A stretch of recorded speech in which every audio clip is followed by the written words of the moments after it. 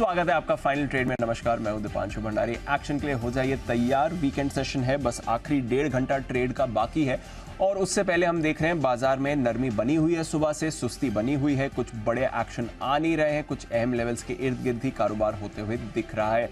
तो कैसा रहेगा आखिरी 1.5 घंटा और क्या तैयारी करनी है आपको आने वाले हफ्ते के लिए, आइए करते हैं इस पर फोकस। सबसे पहले तो इस समय की बड़ी बातें क्या है ये एक बार देख लेते हैं। वैसे दूसरे दिन गिरावट आपको निफ्टी में दिख रही है, लगातार दूसरे दिन थोड़ी अंडर परफॉर्मेंस निफ्टी आपको इस समय दिखा रहा है। गिरावट ज्यादा नहीं है, 1.5% है, एग्जैक्टली 19,300 के लेवल पर निफ्टी आपको ट्रेड करते हुए दिख रहा है। अमेरिकी फ्यूचर्स यहां पर थोड़ा उतार चढ़ाव है। सुबह 50 अंक ऊपर था डाउ फ्यूचर्स, अब 50 अंक नीचे आपको डाउ फ्यूचर्स दिख रहा है, तो नरमी वहां से डेफिनेटली आपको आती हुई दिख रही है। यूरोप के बाजारों में थोड़ी ज्यादा गिरावट है, आधे से 1% नीचे आपको यूरोप के बाजार दिख रहे हैं। बैंक निफ्टी, इस पर रखिए नजर। लगातार 7 दिनों से बैंक निफ्टी कमजोर है। हालांकि कल और आज में रिलेटिवली निफ्टी से बेटर रहा है, बट फिर भी 7 दिनों की गिरावट अब आपके लिए बैंक निफ्टी में आती हुई दिख चुकी है। 43,800 के लेवल पर बैंक निफ्टी आपको दिख रहा है। आईटी, यहां पर चौतरफा गिरावट आती हुई दिख रही है। लार्ज और मिड कैप आईटी पिछले 2-3 दिनों से बाजार को होल्ड अप करने का काम कर रहे थे, बट आज आईटी आपको फिसलते हुए दिख रहा है, तो कमजोरी यहां पर है। और एफएमसीजी, यहां पर आपको थोड़ा एक्शन आते हुए दिख रहा है। कमजोर बाजार में एफएमसीजी होल्ड आउट कर रहा है। चुनिंदा शेयर जैसे कि इमामी और डाबर में तो आपको अच्छी गेन आती हुई दिख रही है। मेटल्स में भी अब थोड़ी थोड़ी गेन्स आई है और कैपिटल गुड्स और एनर्जी स्टॉक्स में भी थोड़ा एक्शन आपको बनते हुए दिख रहा है। But larger part of the market आपको अभी भी सुस्त दिखेगा। जैसा मैंने कहा, आईटी सबसे ज्यादा गिरावट यहीं पर आ रही है। इन्फी ले लीजिए, टीसीएस ले लीजिए, tech Mahindra, Wipro, HCL tech, ये सारे स्टॉक्स आपको इस समय कमजोरी के साथ ट्रेड करते हुए दिखेंगे। इसके अलावा रियल एस्टेट शेयर, यहां पर आपको कमजोरी आते हुए दिख रही है। डीएलएफ हमने देखा 2 से 2.5 महीने के निचले स्तर पर भी रिसेंटली आ चुका है। आज ब्रॉडर मार्केट में गिरावट ज्यादा है। स्मॉल कैप इंडेक्स जो पिछले 2 दिनों से आउट परफॉर्म कर रहा था, आज ज्यादा आपको फिसलते हुए दिख रहा है। ऑलमोस्ट 0.5% की गिरावट mid cap small cap index में और 1/4% की गिरावट आपको मिड कैप इंडेक्स में भी आती हुई दिख रही है। तो ब्रॉडर मार्केट का थोड़ा सेल ऑफ है, स्टॉक्स पर प्रेशर है, इंडेक्स पर तो हम दबाव बनते हुए देख ही रहे हैं। तो आखिरी 1.5 घंटा देखते हैं अगर इस सुस्ती में है और हम गिरते हैं या फिर यहां से बाजार कोई मीनिंगफुल रिकवरी अटेम्प्ट करता है। आइए फिर बात करते हैं आज के कुछ इंपॉर्टेंट ट्रिगर्स, आने वाले दिनों के इंपॉर्टेंट ट्रिगर्स, साथ ही कुछ इंपॉर्टेंट खबरों पर भी। कुशल और अरमान है हमारे साथ तैयार। कुशल, गुड आफ्टरनून, बताएं आने वाले दिनों के लिए कौन से ट्रिगर्स पर रखनी है नजर? बिल्कुल, गुड आफ्टरनून दीप। सबसे पहले तो आज ट्रेडिंग अकाउंट्स में केवाईसी डिटेल्स अपडेट करने का आखिरी दिन है। साथ ही भारत बनाम आयरलैंड का पहला T20 भी आज होने वाला है शाम 7:30 बजे से।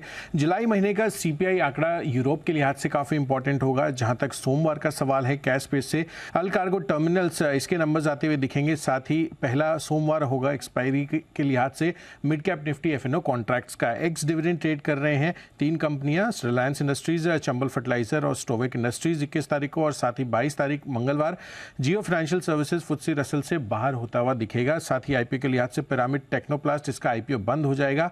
एरोफ्लेक्स इंडस्ट्रीज नया आईपीओ खुलता हुआ दिखेगा। 22 से 24 तारीख तक ये आईपीओ खुला रहेगा। कुल मिलाकर इश्यू साइज 351 करोड़ रुपए का है। सन टीवी ये एक्स डिविडेंड ट्रेड करते हुए दिखेंगे और ग्लोबल इवेंट के लिहाज से ब्रिक्स की समिट भी होने वाली है, तो उस पर भी आपको नजर रखनी है। ओके, ब्रिक्स समिट होने वाली है, उस पर भी रखिए नज़र। और अब हम जान चुके हैं 21 तारीख को जियो भी लिस्ट होने वाला है, इसकी जरा डिटेल्स हैं और बाकी खबरें क्या हैं वो भी लेते हैं। अरमान है हमारे साथ। अरमान, गुड आफ्टरनून, बताया कौन सी इंपॉर्टेंट खबरें इस समय? जी गुड आफ्टरनून। खबरों में सबसे इंपॉर्टेंट रिलायंस यहाँ पर आप ध्यान रखें, क्योंकि इनकी जो फाइनेंशियल सर्विसेज जो है वो 21 अगस्त को जो है वो लिस्ट होती हुई दिखेगी। अपडेट ये भी आया है जहाँ पर आपको बताया भी हमने कि आरबीआई ने लोन खातों पर जुर्माने को लेकर गाइडलाइंस जो है वो जारी करे हैं।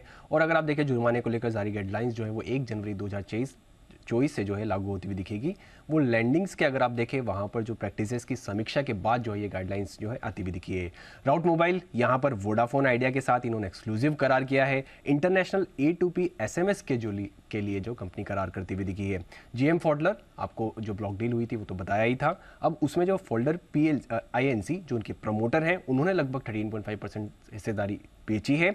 उसमें खरीदारों के नाम भी आए हैं, जिसमें अगर आप बात करें ग्रेनियम इन्वेस्टमेंट 8.25% और एट्रियडिस इन्वेस्टमेंट BV जो है उन्होंने लगभग 1% के आसपास हिस्सेदारी खरीदी और इन्फिनिटी पार्टनर्स ने लगभग 0.73%। कुल मिला के 9.9% इन तीनों ने जो है हिस्सेदारी खरीदी और अंत में कई सारी ब्लॉक डील्स हैं। South Indian bank 5.4 crore shares जो कि 2.6% इक्विटी के सौदे होते हुए दिखे हैं। IRFC 50 lakh, Zomato 14 lakh, Aptus value 10 lakh, Fortis health वहाँ पर 23 lakh, GMR airports 43 lakh, Alkem lab 10 lakh और एस्टर डीएम लगभग 21 लाख शेयरों के कई सौदे होते हुए दिखे। तो कुछ बड़े सौदे आज ज़्यादा हुए हैं और उस पर रखिए नज़र, और स्टॉक्स पर तो आपको रखनी ही है नज़र। वैसे स्टॉक्स पर ज़्यादा एक्शन इस समय दिख नहीं रहा है, सुस्ती का ही माहौल बाजार में बना हुआ है। आइए फिर इस सुस्ती को कैसे नेविगेट करना है, इस पर हमारे एक्सपर्ट्स भी हमारे साथ जुड़ रहे हैं। करते हैं स्वागत राकेश जी, कुणाल जी, साथ ही सुमित जी, वागले साहब, कुणाल शाह साहब भी आए हमारे साथ, विश्वेश चौहान से भी बात होगी, शरद अवस्थी साहब भी हमारे साथ जुड़ रहे हैं और हिमांशु जी भी हमारे साथ शो में है। तो पैक्ड पैनल है। बाजार हालांकि नरमी का रुख इस समय अपनाते हुए दिख रहा है।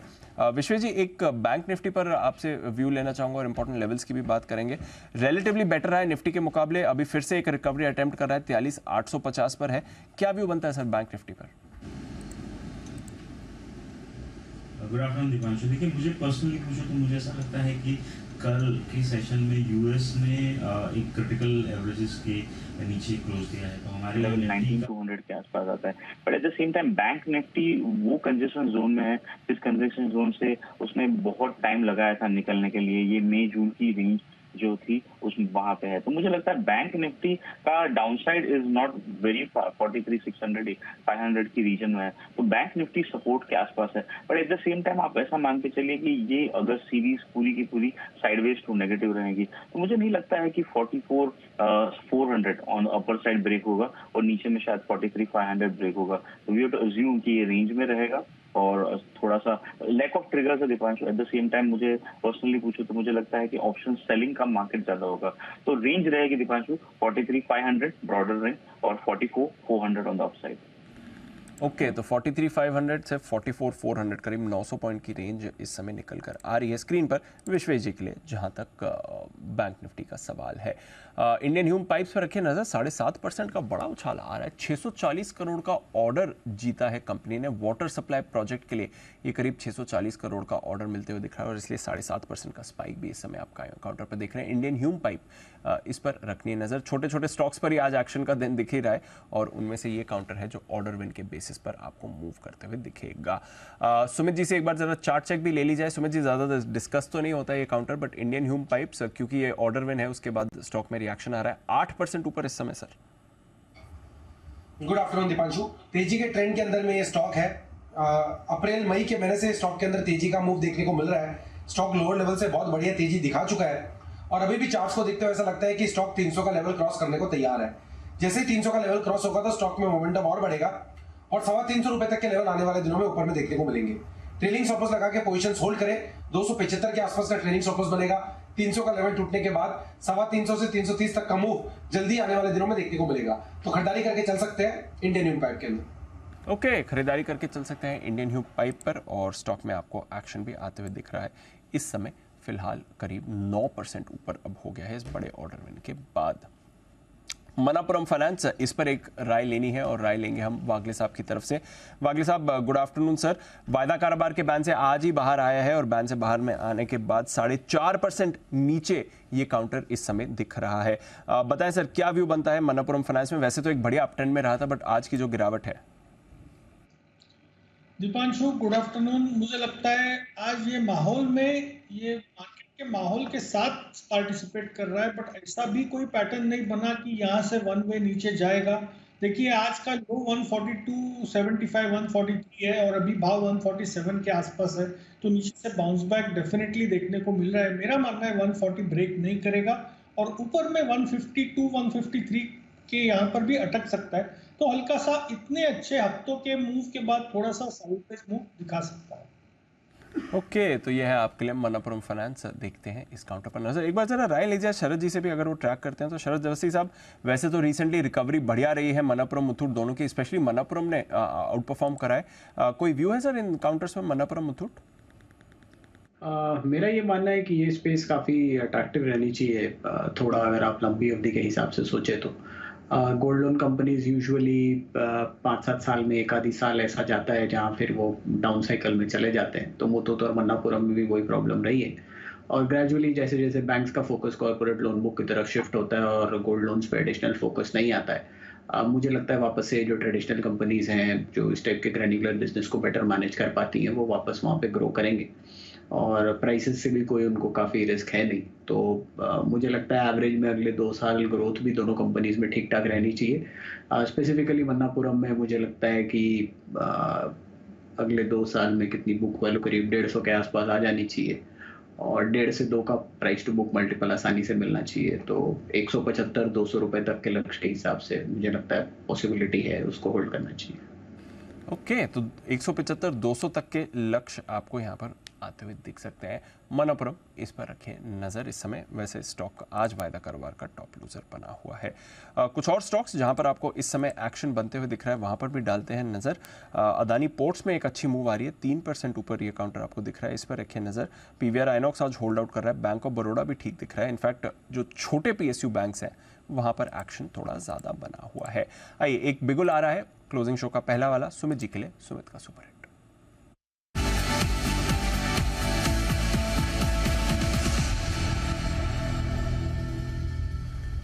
सुमित जी बताएं सर। दिपांशु, बाय का स्टॉक अभी रडार पे है। स्टॉक का अभी भाव चल रहा है 260.10, 260 रुपए 10 पैसे का अभी भाव है। स्टॉक का नाम है बायोकॉन। बायोकॉन के अंदर मोमेंटम बन रहा है, कल का परसों का हाई ब्रेक हो रहा है। बायोकॉन यहां से ऊपर का मूव दिखाना चाहिए। जिन्होंने लॉन्ग पोजीशन बनाया वो लोग होल्ड करें, यहाँ पे सीएमपी पे फ्रेश खरीदारी करें।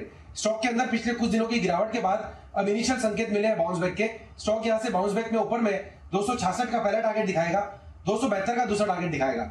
नीचे के अंदर 254, 255 का सपोर्ट है। तो 255 के नीचे का स्टॉप लॉस लगा के बायोकॉन में खरीदारी करके चलने का सलाह रहेगा। 266 से लेके 272 रुपए तक के लेवल आने वाले दिनों में बायोकॉन में देखने को मिल सकते हैं। खरीदारी करें बायोकॉन। और फार्मा फिर से सेविंग रेस बनते हुए दिख रहा है। इस बाजार का थोड़ा एक्शन आ रहा है। हालांकि आज अक्रॉस द बोर्ड फार्मा में आपको एक्शन नहीं दिख रहा है, बट चुनिंदा स्टॉक्स में आपको मूव आती हुई दिख रही है। बायोकॉन के साथ जा रहे हैं सुमित जी इस समय, और स्टॉक में भी आपको पिछले कुछ मिनटों में रिकवरी आती हुई दिखी है। 2% ऊपर अब बायोकॉन ट्रेड कर रहा है। देखते हैं यहाँ से इस रिकवरी में और एक्शन आता है कि नहीं। बट बैंक ऑफ बड़ौदा, इसकी भी हम बात कर रहे हैं, 1% ऊपर है, अच्छा दिख रहा है। थोड़ा पीएसयू बैंक्स पिछले कुछ दिनों से होल्ड आउट करने का काम भी कर रहे हैं। हिमांशु जी कैसे देख रहे हैं सर बैंक ऑफ बड़ौदा के चार्ट को, जरा देखिए सर। गुड आफ्टरनून जी। देखिए स्टॉक ने लगभग के आसपास ली, शायद यहाँ पर एक पोटेंशियल डबल बॉटम बनाने का कोशिश है।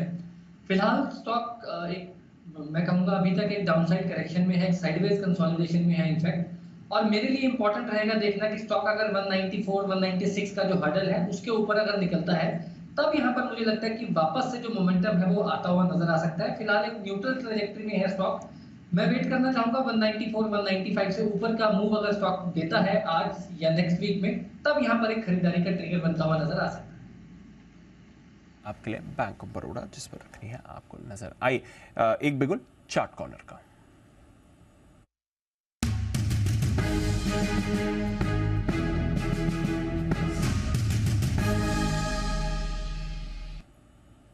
और दोपहर के शो में कुणाल जी नहीं है हमारे साथ, बट चार्ट कॉर्नर की पूरी कमान है बंसल जी के हाथ में। गुड आफ्टरनून सर, बताइए। Good afternoon Deepanshu. बताने के लिए तो दीपांशु, बैंक ऑफ बड़ौदा आज हमारा मॉर्निंग का चार्ट कॉर्नर पिक है, अच्छी बैटिंग कर रहा है। और जो सुबह का पिक ऑफ द डे है टाटा कंज्यूमर, वो भी मतलब कि खड़ा हुआ है और अब चलने की तैयारी कर रहा है। और जो अभी चार्ट कॉर्नर पिक है वो है टाटा मोटर्स। टाटा मोटर्स के अंदर एक साइडवेज जोन के बाद एक पॉजिटिव क्रॉसओवर देखने को मिल रहा है। टाटा मोटर्स में खरीदारी की राय है, 610 का लगाना है। स्टॉप लॉस 628 पहला टारगेट है, 633 दूसरा टारगेट है। और टाटा मोटर्स है हमारा chart corner pick. Tata motors पर चार्ट कॉर्नर का व्यू आ रहा है इस समय और पॉजिटिव मोमेंटम है। इनफैक्ट बाजार भी पूरी रिकवरी के आसार में दिख रहा है। अब सिर्फ 10 पॉइंट नीचे आपको निफ्टी दिख रहा है और पिछले कुछ मिनटों में बढ़िया रिकवरी आपको आती हुई दिखी है। शो के शुरुआत से अब तक करीब 60 पॉइंट की रिकवरी आपको निफ्टी में दिख रही है और बैंक निफ्टी में भी आपको करीब 75 पॉइंट्स की रिकवरी आते हुए दिखी है। तो बैंक लेड रिकवरी है, no doubt about that, but across the board आपको दिख रहा है बाजार में एक रिकवरी के आसार बने हुए हैं और फिर से बैंक्स में ही निचले स्तरों से आपको खरीदारी भी आती हुई दिख रही है। बैंक ऑफ बड़ौदा की तो अभी हमने बात करी, वहां पर अच्छा मूवमेंट आया है। निचले स्तरों से एचडीएफसी बैंक सुधरा है, एसबीआई सुधरा है, कोटक सुधरा है, एक्सिस तो पॉजिटिव टेरिटरी में भी आ गया, इंडसइंड में भी निचले स्तरों से खरीदारी आई है और फिर मिड कैप बैंक तो खैर आज बेटर परफॉर्मेंस दिखा ही रहे हैं। जरूरी नहीं कि सारे स्टॉक्स पॉजिटिव टेरिटरी में आ गए हों, बट निचले स्तरों से सभी स्टॉक्स में आपने खरीदारी आती हुई दिख रही है और इसलिए बैंक निफ्टी की रिकवरी आपको प्ले आउट होती हुई दिख रही है और वो रिकवरी इस समय निफ्टी पर भी प्ले कर रही है। तो इंतजार है निफ्टी का पॉजिटिव टेरिटरी में आने का, बट इंतजार खत्म हो चुका है अनिल जी की तरफ से भी। Anil ji good afternoon sir, सही वक्त पर आपसे मैं पूछ रहा हूँ ये सवाल। मैं थोड़ा इंतजार ही कर रहा था कि आ जाए ना, वो मैं भी सोच रहा था। जी, एंट्री सही वक्त पर मारी आप। एंट्री बिल्कुल वो, हाँ, कई बार क्या होता है कि लग रहा है कि दरवाजा खुला है, लेकिन कोई दिख जाए फिर एंट्री मारे, वैसा वाला होता है हाल। तो लग रहा है कि बस ग्रीन में आने वाला है, तो आने लगे फिर आए। नहीं, अच्छी बात है दीप, हफ्ते के आखिरी ट्रेडिंग सेशन में दो चीज़ें हैं जो मार्केट में थोड़ा सा मूड सुधारने वाली हो रही है।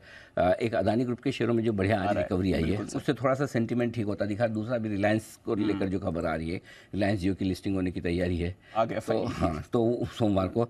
तो ये दो चीज़ें हैं जो सेंटीमेंट सुधारने के लिए ठीक है। अब करना क्या है, आप 19,350 के आसपास हैं, 19,250 का बॉटम जो बन गया, अब वो आसानी से आज तो टूटने वाला नहीं है, ये मान के चलें, ठीक है। और आपकी क्लोजिंग अगर आज 19,350 के ऊपर यानी कल के ऊपर हो जाती है तो फिर आप उतने बुरे नहीं, कल तक जितने बुरे थे उतने ही हैं, आज फ्रेश नए बुरे नहीं बने, ठीक है। सेम चीज़ बैंक निफ्टी के साथ है। कोई खास हमारी, हम बहुत मतलब संतोषी लोग हैं, मतलब सेटिस्फाइड है लाइफ में, सिर्फ ग्रीन में क्लोज कर दीजिए। हाँ, सिर्फ ग्रीन में क्लोज कर दीजिए। और आज के लोज आप ना तोड़े, बस उतना काफ़ी है बचे हुए समय के लिए, और वो होते हुए दिख रहा है। डेटा मेरे पास आ गए हैं, मैं तैयार कर रहा हूँ। वैसे तो सीरीज़ का पहला दिन है वीकली का, फिर भी डेटा ठीक ठाक बन गया है। मेरी ज़रूरतों को ध्यान में रखते हुए पहले दिन भी है ना 19,400 के कॉल में 1.25 करोड़ शेयर हैं दीप। हाँ, लगता है ऑप्शन ट्रेडर्स ने आज बात दिल पे ले ली। सुबह मैंने बोला कि मैं 30 लाख शेयरों का ओपन इंटरेस्ट होगा तो नॉट वर्थ डिस्कसिंग, तो बोला अच्छा, तो थोड़ी पोजीशन अब हम बनाएंगे पोजीशन। करोड़ 1.25 करोड़ की पोजीशन होगी, फिर अनिल जी कैसे डिस्कस नहीं करेंगे। तो मेरे पास डेटा आ चुके हैं, अच्छे डेटा है, इंटरेस्टिंग डेटा है। सिर्फ एक चीज़ बताता हूँ, अभी बचे हुए समय के लिए जब तक 2:30 बजे तक मैं आपको एनालिसिस पूरा दूँ, 19,400 435 ऊपर का लेवल है, वहाँ पर हल्की फुल्की प्रॉफिट बुकिंग आएगी। नीचे में आपको 19,300 के आसपास मिले तो वापस खरीदारी करनी है। बैंक निफ्टी 675 775 ये रेंज है 100 पॉइंट की, 43,675 43,775 इस रेंज में खरीदारी करनी है। ऊपर में 44,000 44,075 पहली जगह है, वहाँ तक जाने की कोशिश हो सकती है, ये आपको ध्यान में रखना है। Got it sir. चलिए, तो इंपॉर्टेंट लेवल्स हो गए और थोड़ी देर में अनिल जी से स्ट्रैटेजी भी लेंगे। आइए, कुणाल सरावगी साहब तो आज हमारे पास क्लोजिंग शो में नहीं है, बट हमारे साथ तैयार हैं कुणाल शाह साहब। देखो ऐसे ऐसे लोग हैं जो हम पर इल्जाम लगाते थे छुट्टी का, खुद ही गायब है। एग्जैक्टली। बंसल जी, आपसे छुट्टी ली है कुणाल जी ने? हाँ अनिल जी, छुट्टी नहीं ली अनिल जी, मुझे तो इन्फॉर्म करा है कि आई एम नॉट देयर। अच्छा। और ऑर्डर वाले लैंग्वेज में अनिल जी बोला है। So sad. चलिए, मुझसे तो छुट्टी ली थी, आई एम फीलिंग बेटर नाउ। पहले तो मुझे लग रहा था कुणाल जी है नहीं, तो मुझे बुरा लग रहा था, लेकिन अब मुझे अच्छा लग रहा है कि मुझसे पूछा कि सर मैं जा सकता हूँ, तो मैंने कहा हाँ ठीक है। So I am feeling better. Okay जी, कुणाल शाह साहब। वाह जी। BTST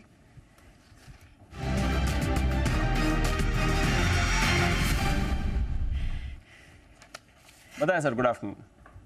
good afternoon Deepanshu. I think जिस हिसाब से मार्केट्स में लोअर लेवल से हमने रिकवरी देखी है, एक सेक्टर जहाँ पे मैं फोकस करना चाहूँगा वो है cement. Cement as a space मुझे काफ़ी अच्छा लग रहा है करंट लेवल से। उसमें से मेरा जो टॉप पिक रहेगा वो है रामको सीमेंट। आप रामको सीमेंट का चार्ट भी देखोगे, रिसेंटली स्टॉक ने एक अच्छा खासा करेक्शन दिखाया था हायर लेवल से, और यही वो लेवल था जहाँ से एक स्ट्रॉन्ग बाइंग शुरू हुई थी। आज के सेशन में हमने लोअर लेवल से एक अच्छी खासी बाइंग रामको सीमेंट में देखी है। करंटली स्टॉक 849 850 के आसपास चल रहा है, आप करंट लेवल से उसको लॉन्ग कर सकते हो। बॉटम बन चुका है यहाँ पे रामको सीमेंट का, एक अच्छा खासा मूव दिख सकता है करंट लेवल से। सो 849 850 के जोन के आसपास आप बाय करिए। स्टॉप लॉस रहेगा डाउन साइड पे 830 का। अपसाइड में मैं जो फर्स्ट टारगेट एक्सपेक्ट कर रहा हूँ वो है 885 का, और सेकंड टारगेट है 900 का। सो रामको सीमेंट आप करंट लेवल से लॉन्ग कर सकते हैं। 185-900 के टारगेट के लिए रामको सीमेंट में करें खरीदारी। आइए वागले साहब की राय भी जान ले, समझ ले, बिगुल के बाद वागले का वंडर।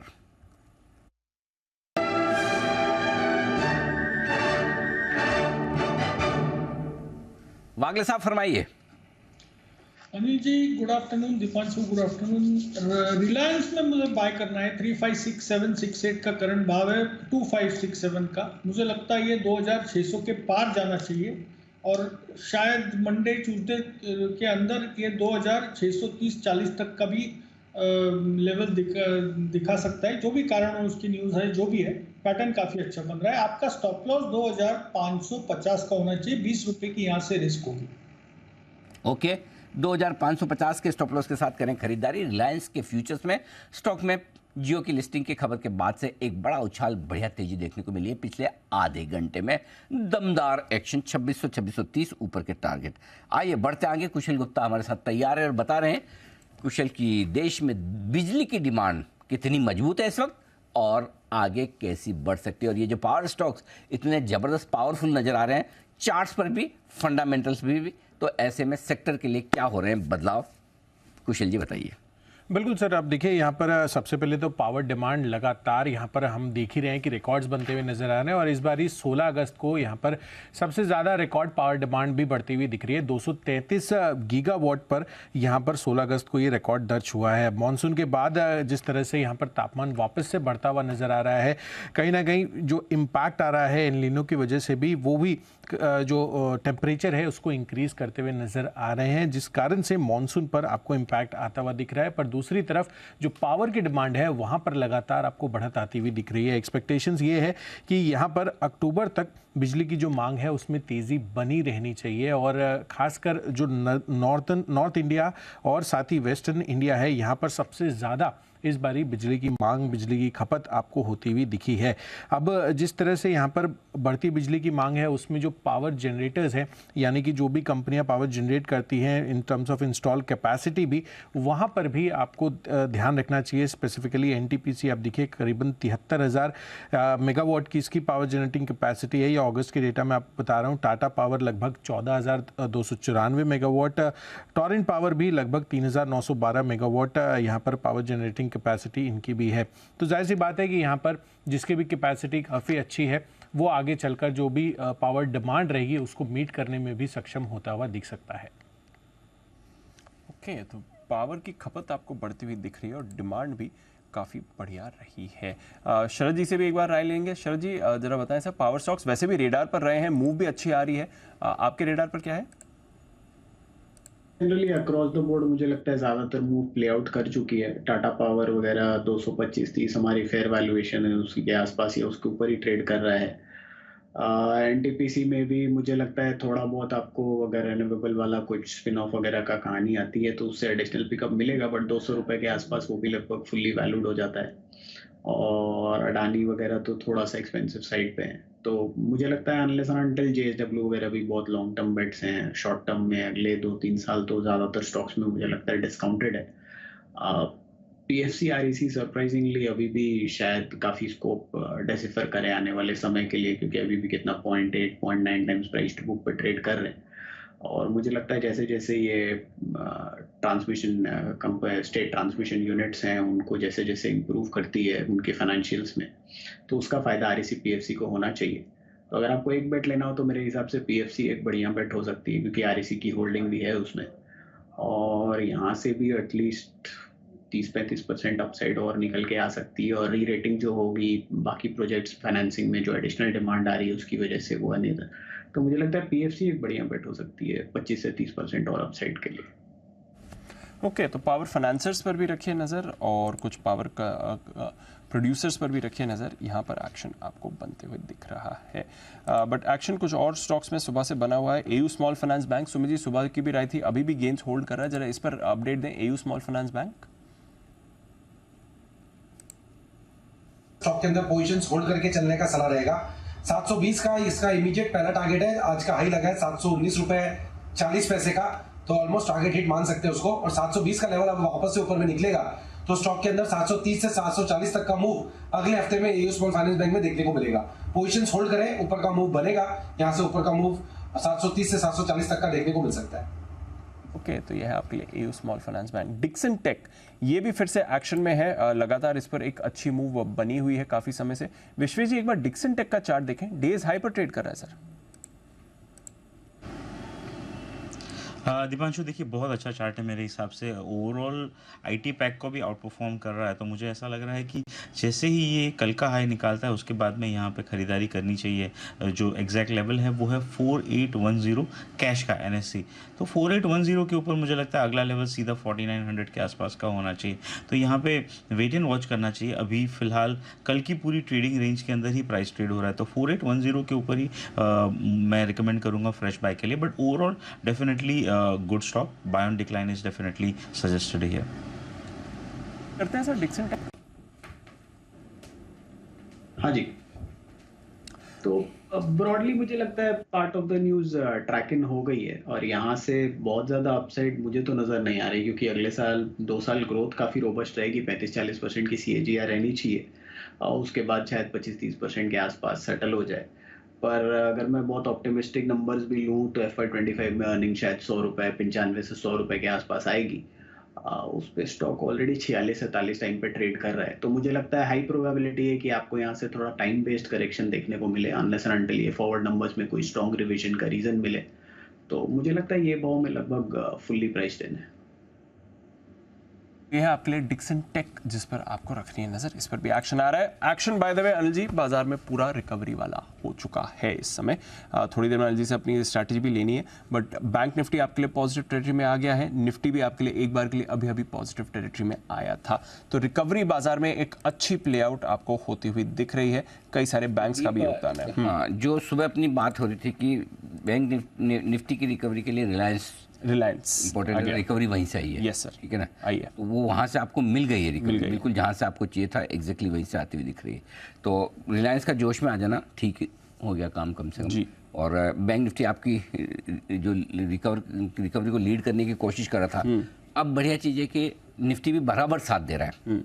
भले बैंक निफ्टी ज़्यादा ना बढ़ाओ क्योंकि HDFC बैंक को अभी भी बढ़ना बाकी है, लेकिन अब दोनों में बैलेंस वाला मामला है। तो कभी ऐसा नहीं कि एक दूसरे पे डिपेंडेंट वाला नहीं है, दोनों बराबर बराबर रिकवर कर रहे हैं, ये एक अच्छा संकेत आ रहा है। तो थोड़े और बेहतर होने के संकेत हैं यहाँ से। बिल्कुल, तो रिलायंस का योगदान रहा है, उस पर निफ्टी मूव कर रहा है, बैंक्स का योगदान रहा है, उस पर आप देख रहे हैं कि बैंकिंग सेक्टर के कई सारे स्टॉक्स भी मूव कर रहे हैं। और आज मिड कैप और छोटे बैंक्स, यहाँ पर आपको ज़्यादा रिकवरी आती हुई दिखी है। तो बैंक्स में तो रिकवरी है, बट छोटे बैंक ज़्यादा एक्टिव आपको होते हुए दिखे हैं। IOB यहाँ पर आपको मूव आती हुई दिखी है। साउथ इंडियन बैंक, सुबह हम बात कर रहे थे, 8% इस पर मूव आई है। UCO bank, Punjab and Sindh, central bank, AU small finance bank, bank of India, ये सारे काउंटर्स हैं जहाँ पर आपको और स्ट्रॉन्ग मूव आती हुई दिखी है। एक बार शरद जी से भी राय लेना चाहूँगा। शरद जी, कोई व्यू, ये जो सारे छोटे बैंक्स हैं, चुनिंदा PSU और चुनिंदा प्राइवेट बैंक्स, दोनों में बेटर एक्शन है। कल भी हमने देखा था छोटे PSU बैंक ज़्यादा एक्टिव हो रहे थे सर। देखिए, मुझे लगता है एक तो वैल्यूएशन कंफर्ट वहाँ पे थोड़ा सा ज़्यादा है, और चूंकि NPA की सिचुएशन इन बैंक्स की इतनी ज़्यादा बुरी हो गई थी कि अब वहाँ से और ज़्यादा बुरा होने की प्रोबेबिलिटी काफ़ी कम है। और अगले क्वार्टर ऑनवर्ड्स मेरे हिसाब से एडवांसेस में ग्रोथ जो है वो सही तरीके से दर्शाने लगेंगे ज़्यादातर बैंक्स। तो अगले क्वार्टर ऑनवर्ड्स और ज़्यादा बेटर लगेंगे, जो NPA वगैरह के बहुत कम दिखाई देंगे कंपेयर टू इस क्वार्टर में। और ये इम्प्रूवमेंट लगातार आनी चाहिए। मुझे नहीं लगता कि कोई नया NPA का प्रेशर इन बैंक्स पे आएगा। और जैसे जैसे कॉर्पोरेट लेंडिंग में पिकअप आता है, सबने अपने रिटेल बुक्स को भी डाइवर्सिफाई कर लिया है, वहाँ पे भी ठीक ठाक प्रेजेंस सब लोग बना रहे हैं। तो मुझे लगता है अब NPA का प्रेशर बहुत ज़्यादा बैंक्स में आना नहीं चाहिए अगले एटलीस्ट 2-3 साल। तो उसका फ़ायदा इन बैंक्स को मिलना चाहिए। और ज़्यादातर बैंक्स को अगर आप देखें तो ये लोग 0.6-0.7 टाइम्स प्राइस टू बुक पे ट्रेड कर रहे हैं हिस्टोरिकल पे। और फॉरवर्ड अर्निंग्स एटलीस्ट आप मान के चलिए 15 से 20% जैसी आएगी। और प्रोविजनिंग मोटा मोटी पूरी हो गई है और NPA का प्रेशर नहीं रहता, तो ज़्यादातर जो प्रॉफिटेबिलिटी है वो बुक वैल्यू में अक्रू होगी। तो जैसे साउथ इंडियन बैंक की आप बात कर रहे थे, अभी भी 0.6-0.7 टाइम्स चल रहा है। अगर जैसी अर्निंग्स इस क्वार्टर रिपोर्ट की है वैसी भी रिपोर्ट करते हैं तो 8 से 10 रुपए करीब वो ऐड कर लेंगे। और ज़्यादातर स्टॉक्स में मेरे हिसाब से डिविडेंड यील्ड भी 5 से 7% के आसपास है। तो मुझे लगता है डाउन साइड काफ़ी लिमिटेड है। अगर आप सबसे बड़ा बैंक भी देखें, बैंक ऑफ बड़ौदा को देखें, SBI को देखें, वहाँ भी काफ़ी एडवांटेजेस पोजीशन है। और मुझे लगता है चूंकि NPA का प्रेशर नहीं रहेगा, ये स्पेस में बहुत बड़ी प्रोबेबिलिटी है कि ये रेट होके अगर सिर्फ normal price to book multiples पे ट्रेड करने लगे तो आपको ज़्यादातर PSU बैंक्स में यहाँ से 40 से 50% की अपसाइड दिखेगी। ओके, तो ये है आपके लिए राय बैंक्स पर आती हुई। आइए, सेठी साहब है हमारे साथ तैयार और वक्त है सदाबहार सेठी साहब की शॉर्ट टर्म पिक्स का।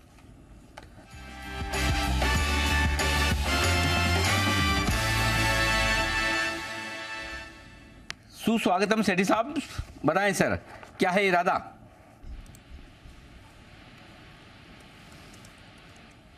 सेठी साहब, क्या सुन पा रहे हैं आप मुझे?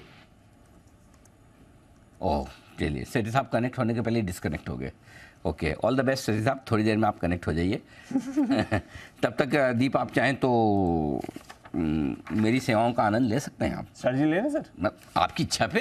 अरे सर, इंतजार है बाजार रिकवरी में, आपकी स्ट्रैटेजी का इंतजार है। आइए लेते हैं अनिल जी की मार्केट स्ट्रैटेजी।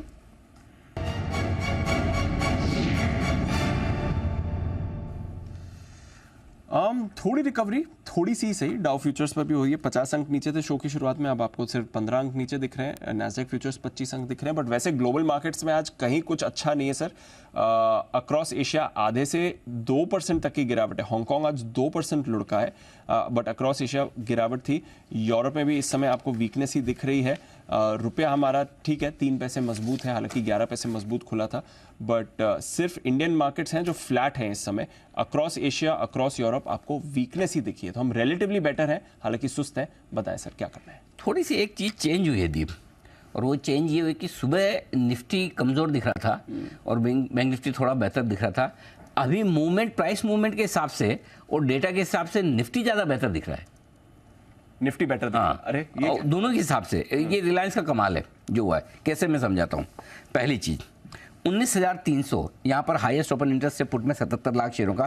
तो आप इत्मीनान रख सकते हैं कि जो सबसे बड़ी रिस्क वाला मामला था, जो सुबह हम कह रहे थे कि नई चिंताएं आपको तभी करनी जब आज आप 19,300 के नीचे बंद हो, तो अब आप बचे हुए 1 घंटे में ये कॉन्फिडेंस रख सकते हैं कि आप 19,300 के नीचे बंद नहीं होंगे। तो पहली बड़ी टेंशन कम हुई। अब छोटी मोटी तो लगी रहेगी जिंदगी में, बड़ी वाली कम हुई आज के लिए। ठीक है, तो वीकली क्लोजिंग आपको 19,300 के नीचे नहीं मिलेगी, ये डेटा बता रहे हैं। क्यों नहीं मिलेगी उसका रीजन है, पहले तो वहाँ हाईएस्ट ओपन इंटरेस्ट है वो बताया, वो मैंने ठीक है।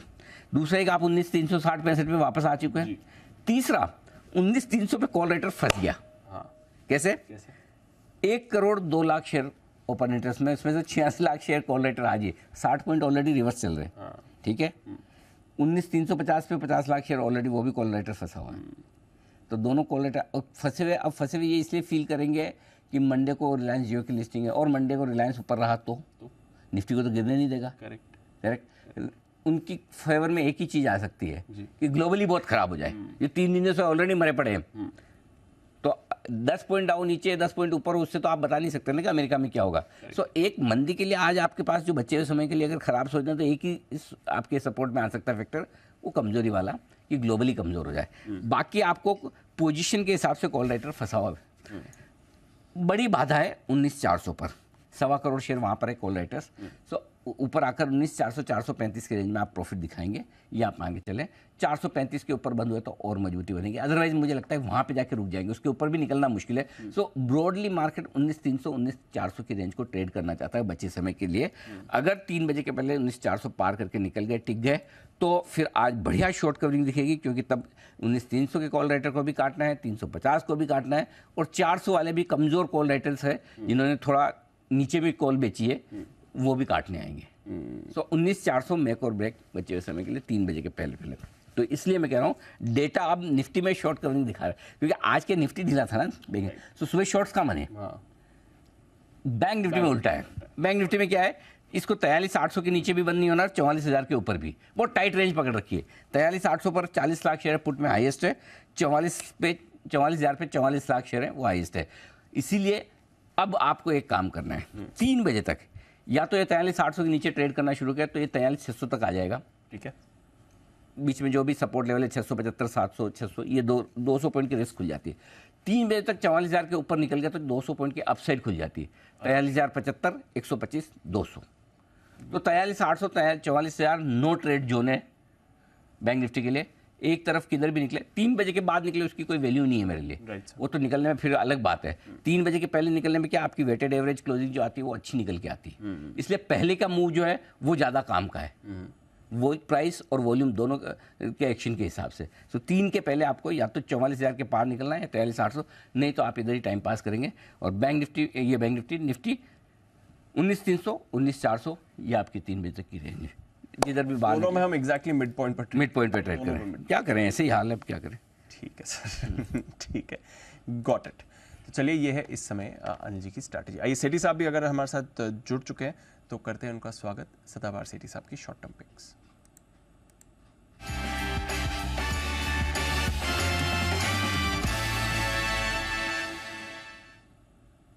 स्वागत है सेठी साहब, गुड आफ्टरनून सर, बताएं क्या करना है इस समय बाजार में। Good afternoon Deepanshu, good afternoon Anil ji. Stock के दिन में खरीदारी करने की सलाह बताएं सर, पहला स्टॉक कौन सा रहेगा फिर? दीपांशु, आज का जो पहला स्टॉक है, स्टॉक का नाम है इंजीनियर्स इंडिया लिमिटेड, जो अभी 152 के लेवल्स पे ट्रेड कर रहा है। शॉर्ट टर्म टारगेट 165 के, स्टॉप लॉस रखना 145 का। ये भारत की एक लीडिंग ग्लोबल इंजीनियरिंग कंसल्टेंसी और ईपीसी कंपनी है, जो कि मेनली ऑयल एंड गैस और पेट्रोकेमिकल्स इंडस्ट्रीज के लिए काम करती है। एक मार्की क्लाइंट लिस्ट है, जितनी oil marketing companies, oil producing companies है, उन सब के लिए प्रोजेक्ट सेटअप करती है। कई इंटरनेशनल कंपनीज भी इनके क्लाइंट्स हैं, जैसे केन्या पेट्रोलियम और कतार पेट्रोलियम। एक जबरदस्त 9,000 करोड़ की ऑर्डर बुक है और कंपनी अब निश प्रोजेक्ट्स को टारगेट करती है, जैसे इंस्टीट्यूशनल बिल्डिंग्स है, डेटा सेंटर्स है, एयरपोर्ट्स है, बुलेट ट्रेन प्रोजेक्ट्स है। इस तरह के इंफ्रास्ट्रक्चर सेगमेंट को कैटर करने जा रही है। फिर इनका रिन्यूएबल और न्यूक्लियर में इसका major focus on green hydrogen. और हमने हाल ही में चलो अच्छा हुआ, अच्छा हुआ, मुझे पता चल गया ना हमारी गलती नहीं है। हाँ, सीरीज आपकी है। 3 बार टिक टिक टिक आया, मतलब वो तो जिसका फोन कटा उसी का माना जाएगा। यस सर, बराबर ना, ये फॉर्मूला सही है ना? फॉर्मूला सही है। बस तो सेठी साहब का कटा अभी हमारे यहाँ लाइन चुस्त दुरुस्त है एकदम। लेकिन हमें पता चल गया सेठी साहब ने रिकमेंड किया है EIL 145 के। अच्छा बंसल जी कुछ इस पर विशेष टिप्पणी करना चाहते हैं? जी बंसल जी। अनिल जी, मुझे लगा जिस तरीके से 3 बार वो पी पी पी हुआ कि मेरी लाइन क्यों कट रही है अनिल जी, और कटी अनिल। और दूसरा अनिल जी, खुशी इस बात की है कि इंजीनियर्स इंडिया भी हमने वो पिक ऑफ द 10 की कमाई में दिया था, मैंने और कुणाल जी ने। करेक्ट, तो बिल्कुल सेठी साहब को धन्यवाद है। ओके, बिल्कुल सेठी साहब आपका धन्यवाद स्वीकार कर रहे होंगे। लेकिन आज सेठी साहब थोड़े ट्रैवल में हैं, इसलिए लो नेटवर्क एरिया में जुड़ भी चुके हैं वापस। सेठी साहब बताएं सर, EIL तो बता दिया, आप दूसरा वाला जल्दी से बता दो इससे पहले कि आप फिर से कट जाए। हाँ बिल्कुल राहुल जी, थोड़ी दिक्कत है, मैं एक्चुअली बाहर हूँ आज, तो यहाँ पर नेटवर्क का प्रॉब्लम है। हेलो, हाँ थोड़ी जी बताओ पहले EIL का। हाँ क्या बोले, EIL का टारगेट बताया मैंने 165 का, स्टॉप लॉस 145 का है। और जो इसके थोड़े फंडामेंटल्स बाकी रह गए थे, जून क्वार्टर बहुत ही अच्छा था, 116 करोड़ का पैट रिपोर्ट किया, जो पिछले साल 51 करोड़ का पैट था। अच्छे रिटर्न रेशियो पे, एक 0 डेट कंपनी है, अच्छी डिविडेंड यील्ड भी है। और आजकल PSU स्टॉक्स फोकस में है। मैंने हाल ही में शिपिंग कॉर्पोरेशन ऑफ इंडिया दिया था 101 पीरियड ऑफ 4 to 5 days। मैंने समझाया था सेठी साहब को, पहले दूसरा स्टॉक बोल दो, पहले स्टॉक बोल दो। हाँ, लेकिन सेठी साहब है कि नहीं, मैं तो पूरा याद करके आया, बोला। वो कई बार क्या होता है, नूपुर को पता है, नूपुर ने सीख गया है ना, तो वो एग्जाम में आता था, मतलब क्वेश्चन पूरा आपने याद किया, आंसर, और वो एग्जामिनर ने आधा पूछा है, जरूर नहीं वो घुमा घुमा के भी पूछते ना, तो भी नूपुर नहीं, मैं तो पूरा ही लिखूंगी, मैं तो याद करके आया हूँ। वैसे ही करते ना सेठी साहब? हाँ सर। हाँ, इसने एक्सेप्ट भी कर लिया, ये भी ऐसे ही करती थी। हाँ सर, किया या तो एक्स्ट्रा कोई नहीं देता भाई। अच्छा सेठी साहब, देखते हैं हम फिर से जुड़ पाते हैं नहीं, लेकिन तब तक मैं सोचूंगा एक सर्वे करवाया जाए। सर्वे करवाया जाए, बताइए सर। सर्वे तो हमारे एक्सपर्ट्स के साथ ही कर सकते हैं और हमारे दर्शकों के साथ कर सकते हैं। तो भाइयों जरा, हाँ, अपनी नज़र स्क्रीन पर। अरे विश्वेश जी, आप आए आज? अरे आवाज़ ही, मतलब मैं तो दर्शन ही अभी हुए। अच्छा चलिए, विश्वेश जी, हिमांशु जी, सुमित जी की तो आवाज़ सुनने में ऐसा लग रहा जमाना हो गया।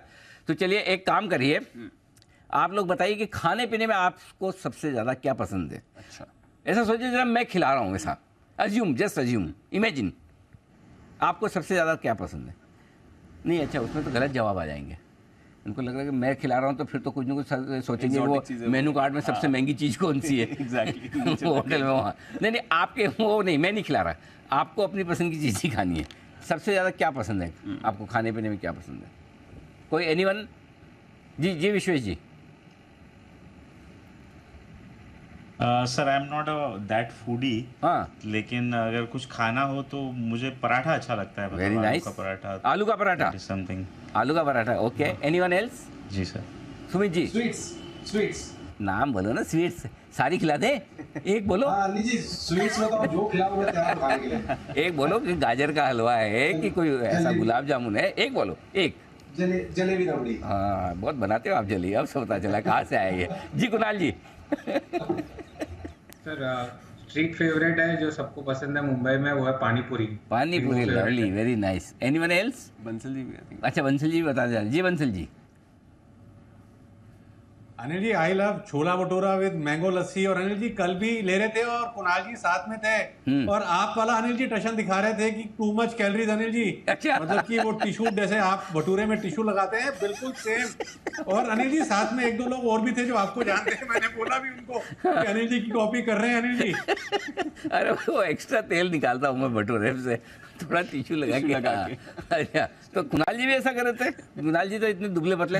अच्छा, bye the way chhola bhatura same to same, दो बार बोला भी। अच्छा, छोला भटूरा विद मैंगो लस्सी कर रहे थे आपकी। अच्छा, जिस सीजन में मैंगो लस्सी नहीं होती, मैंगो नहीं होता, उस समय छोले भटूरे पसंद नहीं है आपको?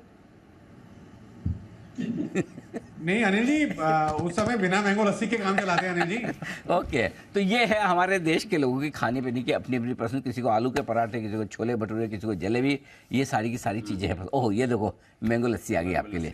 लेकिन आइए, आपको मैंने क्यों पूछा है ये मैं बताता हूँ कि इस पर एक बड़ी इंटरेस्टिंग रिसर्च हुई है। अच्छा। और रिसर्च की डिटेल्स हमारे पास आई है कि हिंदुस्तान में लोगों की खाने पीने की प्रेफरेंस क्या है, सबसे ज़्यादा किसको क्या पसंद है। और अगर आपको पता चलेगा तो आप दंग रह जाएंगे। और दंग रह जाएंगे? हाँ बिल्कुल, कि सबसे ज़्यादा क्या पसंद है। और इस लिस्ट में जो सबसे ऊपर नाम है वो मेरी पसंद का है।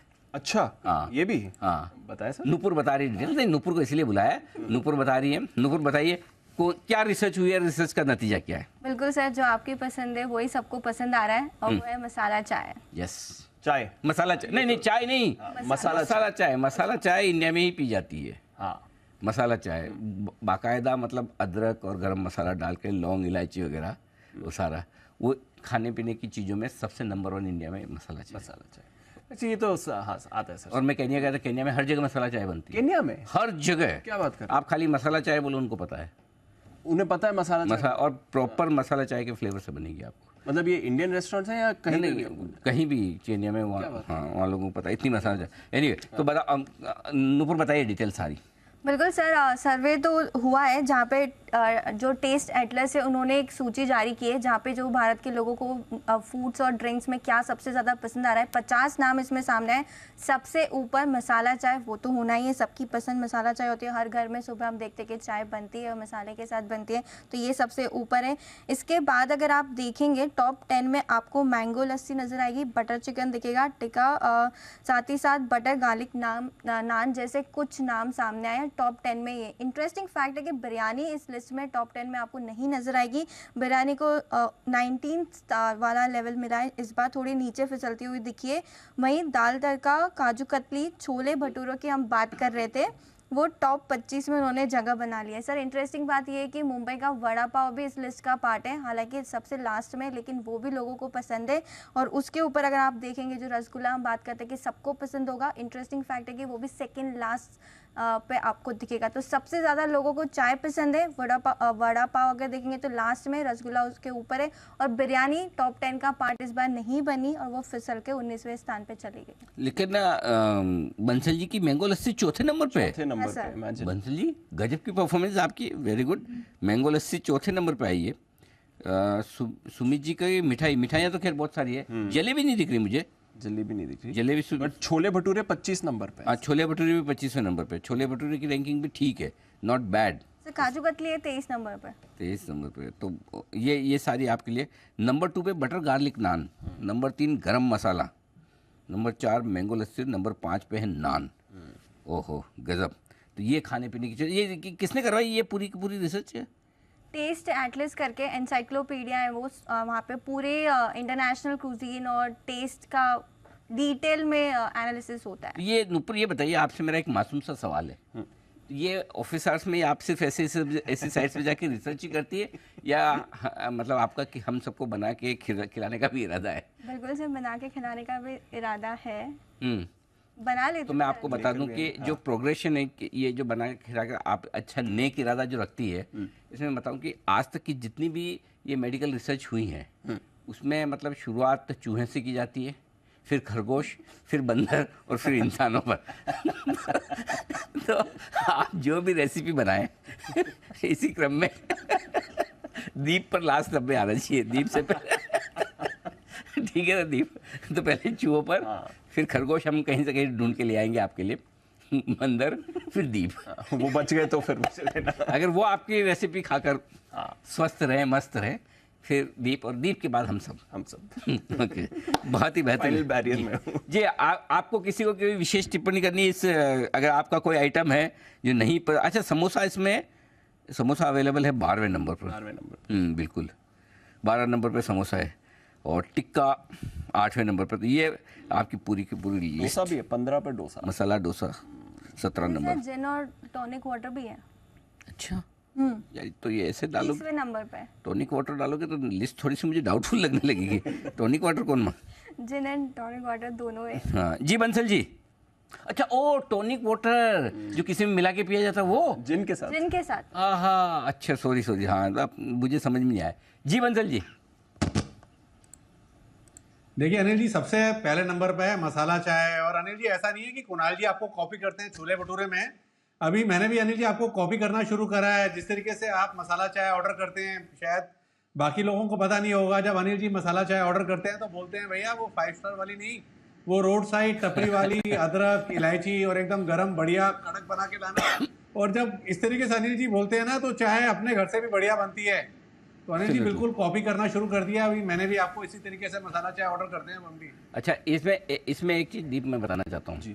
एक बार एक प्रोग्राम में स्पीच देने मैं और सेठी साहब दोनों गए थे जी। ठीक है, तो कोलकाता के में गए थे, उसके आउटस्कर्ट्स में एक कोई रिसोर्ट टाइप था, तो वहाँ पे गए। शरद जी ध्यान से सुनिएगा, आपकी कोलकाता की कहानी है। तो हम जैसे ही बैठे रिसेप्शन पर, उसके बाद चाय पीने की तलब हुई, तो हमने चाय मंगाते हैं जी। तो चाय पीते जैसे ही सेठी साहब ने मुझे पूछा ये 5 स्टार लगता है कि ऐसा नॉर्मल दिखने में, तो ठीक है ऐसा 5 स्टार। तो तब तक चाय आ गई थी, मैंने एक चीज़ सिप चाय की ली और मैंने कहा नहीं ये 5 स्टार है।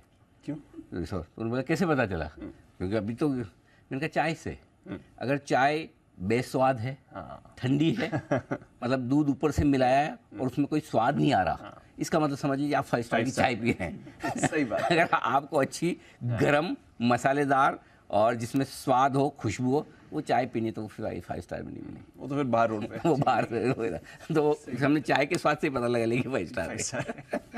ओके चलिए, तो ये खाने पीने की बातें नूपुर आपके लिए लेकर आई है, बहुत ही इंटरेस्टिंग रिसर्च। धन्यवाद नूपुर, ऐसी इंटरेस्टिंग रिसर्च आपने हमारे सामने रखी, जो भी इन्फॉर्मेशन मजा आया। चलिए, और अनिल जी की फेवरेट मसाला चाय तो इस पर नंबर 1 में थी ही। पर आइए कुछ और काउंटर्स पर भी रखें नज़र। वैसे खाने पीने वाले स्टॉक्स आज कुछ ज़्यादा ट्रेड में कर नहीं रहे, मुझे लगा अगर वहीं पे थोड़ा एक्शन आ जाए तो बाजार को भी मज़ा आए, बट कुछ मूव वहाँ पर नहीं आई है, बट मूव कुछ और फेवरेट स्टॉक्स में आ रही है। खाने पीने का आ गए, सेठी साहब आ गए। हाँ जल्दी से ले लो, सेठी साहब आज बहुत ही मतलब मुश्किल हालात में से शो कर रहे हैं। जी सेठी साहब बताएं सर, दूसरी पिक पहले है ना, नाम और टारगेट और वो सब बता देना सर। हाँ बिल्कुल अनिल जी, एक्चुअली अभी आप कलकत्ता के बारे में बोल रहे थे, मैं कलकत्ता ही आया हुआ हूँ। अच्छा हाँ, यहाँ पे नेटवर्क की कुछ प्रॉब्लम हो अच्छा रही वो है। आपने सुना जो मैंने नहीं हल्का फुल्का सुना एक्चुअली, मैं फिर वो नेटवर्क कनेक्टिविटी में लगा हुआ था। आपको याद है वो एक रिसोर्ट में हम गए थे जहाँ मैंने चाय पीते बता दी? बिल्कुल सुंदरबंस में गए थे, चाय पी थी। और चाय पीते ही क्या बोला? अरे आपने बोला ना कि चाय मतलब जितनी बड़ी होटल होती है उतनी बेकार चाय होती है। एग्जैक्टली। अब बताइए सर आपकी पिक। हाँ तो पहली पिक तो अनिल जी उसके बारे में बात करने की जरूरत नहीं है, वो कंप्लीट हो गया था मेरे ख्याल में। इंजीनियर्स इंडिया लिमिटेड जी, जो 152 के लेवल्स पे रिकमेंड किया था, 165 के टारगेट, 145 का स्टॉप लॉस। अब ये डिस्कनेक्ट नहीं होगा, लैंडलाइन से कनेक्ट हुआ हूँ। अरे आराम से बोलो फिर तो कोई मतलब। हाँ दीप आप जरा बाद में जो सेठी साहब का हो जाए तो धन्यवाद कर देना, मैं 8-10 मिनट घूम के आता हूँ।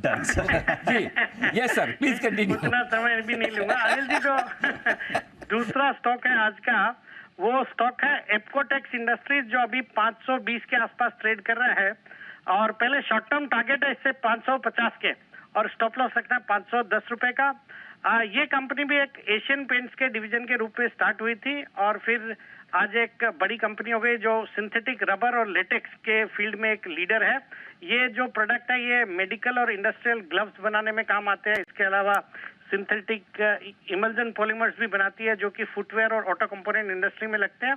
फिर ये कंपनी एक इकलौती कंपनी है भारत में जो नाइट्राइल ब्यूटाडीन रबर ये बनाती है, और इसके अलावा कुछ कंस्ट्रक्शन केमिकल्स जैसे वाटरप्रूफिंग पॉलीमर प्रोडक्ट्स ये सब भी बनाती है। मार्की क्लाइंट लिस्ट है जेके पेपर, आईटीसी, एमआरएफ, एसआरएफ, फिर रिलैक्सो, पीडिलाइट, इन सबको कैटर करती है। दमदार फंडामेंटल्स है।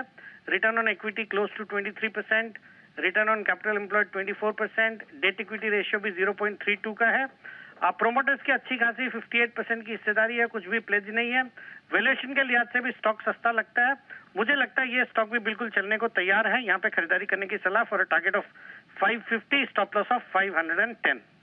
ओके, तो एप्कोटेक्स इस पर करें खरीदारी, 550 का टारगेट, 510 का स्टॉप लॉस, और साथ ही इंजीनियर्स इंडिया यहाँ पर 165 का होगा टारगेट। शुक्रिया सेठी साहब हमारे साथ जुड़ने के लिए और अपनी कॉल्स देने के लिए। ट्रैवल कर रहे हैं सेठी साहब आज कलकत्ता में और वहां से आ रही हैं आपके लिए कॉल्स। आइए विश्वेश जी के लिए एक बिगुल, विश्वेश के विशेष।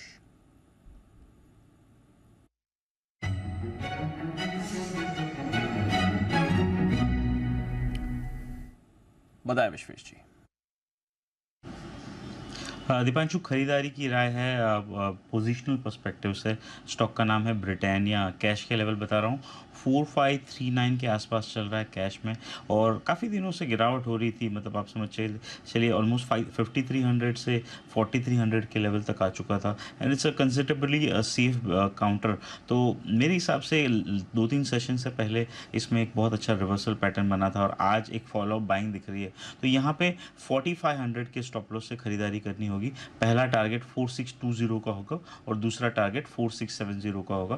मुझे लगता है 3 से 4 ट्रेडिंग सेशन में हम ये टारगेट एक्सपेक्ट कर सकते हैं। ब्रिटानिया पर करें आप खरीदारी, ये है राय विश्वेश जी की तरफ से। इस बीच कॉनकॉर्ड बायोटेक आज ही लिस्ट हुई है और लिस्टिंग अच्छी हुई है। लिस्टिंग के बाद आपने फॉलो ऑन बाइंग भी देखी है, अभी भी लिस्टिंग प्राइस के ऊपर ही ट्रेड कर रहा है और उसमें आज यूएसएफडीए की तरफ से अच्छी खबर आ रही है। गुजरात यूनिट की यहाँ पर जांच हुई थी और बिना किसी आपत्ति के यूएसएफडीए से ऑल क्लियर इन्हें मिल चुका है। EIR एस्टैब्लिशमेंट इंस्पेक्शन रिपोर्ट, यानी कि कोई भी आपत्ति नहीं पाई गई है। जून के अंत में हुई थी, 26 से 30 जून के बीच यूएसएफडीए ने इस यूनिट की जांच की थी और कोई भी आपत्ति यूएसएफडीए को नहीं मिली है। तो लिस्टिंग पर तो ऑलरेडी स्टॉक अच्छे एक्शन में है, अब खबर के दम पर भी थोड़ा पॉजिटिव रिएक्शन आ रहा है। 30% ऊपर इस समय कॉनकॉर्ड बायोटेक ट्रेड कर रहा है। आइए एक बिगुल हिमांशु जी के लिए भी, hitman Himanshu.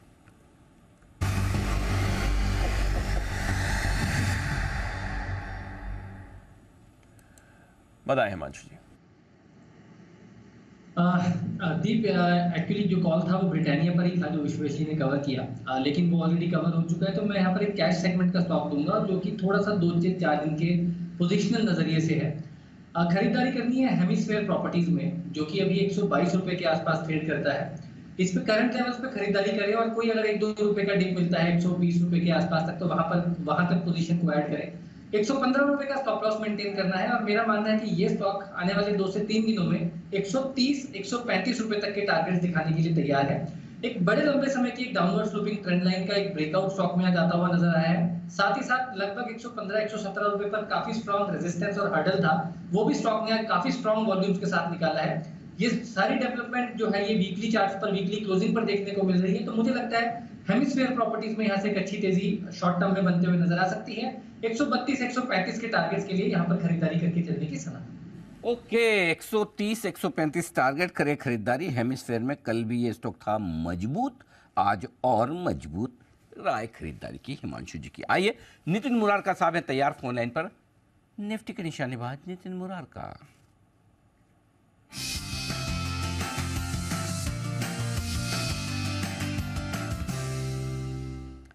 Nitin ji good afternoon, बताएं सर क्या खरीदेंगे? जी गुड आफ्टरनून अनिल जी। यहाँ पे 19,350 की कॉल ऑप्शन लेंगे, 79 में मिल रही है। 19,350 की कॉल ऑप्शन 79 में मिलती है। इसका स्टॉप लॉस बनेगा 50 रुपए का और ऊपर फर्स्ट टारगेट यहाँ से बनेंगे 100, यानी कि आपको 100 रुपए के आसपास फर्स्ट टारगेट बनेगा और उसके ऊपर निकलती है तो 110 तक के टारगेट बनेंगे। अभी करीब 40 मिनट बाकी है। मुझे ऐसा लग रहा है कि नेक्स्ट 40 मिनट्स में एक शॉर्ट कवरिंग या बाउंस आना चाहिए, जैसा कि लास्ट 1 घंटे में आया है। तो ये कॉल ऑप्शन हाई गई थी 95, बट वापस से अभी हमें 79 के आसपास मिल रही है, तो हम डिप पे फिर खरीद रहे हैं। 79 पे लेंगे। टारगेट है फर्स्ट टारगेट 100-105, उसके ऊपर 110 तक जा सकती है। स्टॉप लॉस 50 का। ओके, तो यह है आपके लिए निफ्टी 19,350 की कॉल लेने की राय नितिन जी की तरफ से आती हुई दिख रही है। बाजार पर भरोसा है, निफ्टी पर रिकवरी का भी। शुक्रिया सर जुड़ने के लिए और अपनी कॉल शेयर करने के लिए। आइए एक बिगुल कुणाल शाह साहब के लिए भी BTS डबल टी।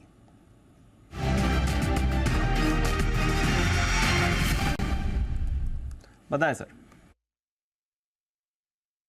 जो इसमें फ्रेश ब्रेकआउट दिखा है वो स्टॉक का नाम है भारत फौज। भारत फॉर्ज में आपने रिसेंटली देखा था एक शार्प अपमूव आया था, उसके बाद स्टॉक ने 4-5 दिन का कंसोलिडेशन किया और वापस एक फ्रेश ब्रेकआउट दिखा रहा है। स्टॉक करंटली 970 टू 970 के रेंज में चल रहा है। आप करंट लेवल्स पे उसको बाय कर सकते हो। स्टॉप लॉस डाउन साइड पे रहेगा 955 का। अप साइड पे मैं जो फर्स्ट टारगेट एक्सपेक्ट कर रहा हूँ वो है 1000 और सेकंड टारगेट है 1015 का। 1015 के टारगेट की खरीदारी करनी है आपको भारत फोर्ज में। ऑटो एंसिलरीज में यहाँ पर आपको मूव एक बनती हुई दिख सकती है। भारत फोर्ज में एक मूव आई है, एक टाटा कम्युनिकेशन में निश्चित से अभी मूव आ रही थी, उतनी बड़ी नहीं आई है बट थोड़ा आप पर इंडिकेशन आपको दिख रहा है। जेके सीमेंट पर भी रखिएगा नज़र, निचले स्तरों से यहाँ पर भी थोड़ा एक्शन पिछले कुछ मिनटों में बनते हुए दिखा है। सीमेंट स्टॉक से ये थोड़ा एक्टिव हो रहा है, देखते हैं यहाँ से अगर और मूव आपको बनती है या नहीं। बट हेमिस्फीयर की अभी बात हुई थी, शोभा यहाँ पर भी एक मूव बनती हुई दिख रही है। 2.5% ऊपर शोभा का भी चार्ट है। सुमित जी एक बार शोभा डेवलपर्स भी देख लीजिए, अच्छी मूव आ रही है, पिछले 5 मिनट में ही बड़ा स्पाइक आया सर। दीपांशु पोजीशंस होल्ड करके चलने का सलाह रहेगा। लास्ट 3 से 4 दिनों के हाई लेवल पे स्टॉक अभी ट्रेड कर रहा है।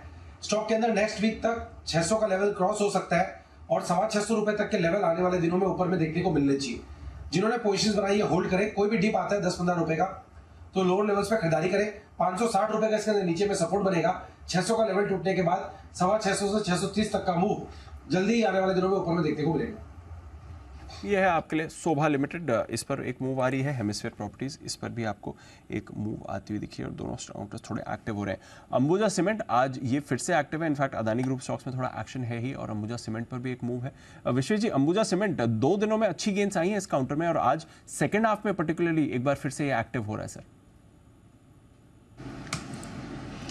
दीपांशु, एक चीज़ समझ कर चलनी है कि सीमेंट स्टॉक्स में आज मोमेंटम है, बट बाय एंड लार्ज अगर आप अंबुजा को देखोगे तो अंबुजा थोड़ा सा अंडर परफॉर्मर ही रहा है। सो मेरा पर्सनली मानना है कि सीमेंट में ही अगर कुछ और पिकअप करना है तो ACC would be a preferred pick, जिस हिसाब से लोअर लेवल से आज रिवर्स कर रहा है, बहुत अच्छे सपोर्ट से रिवर्स कर रहा है। तो अंबुजा 456 के आसपास चल रहा है, एसीसी 936।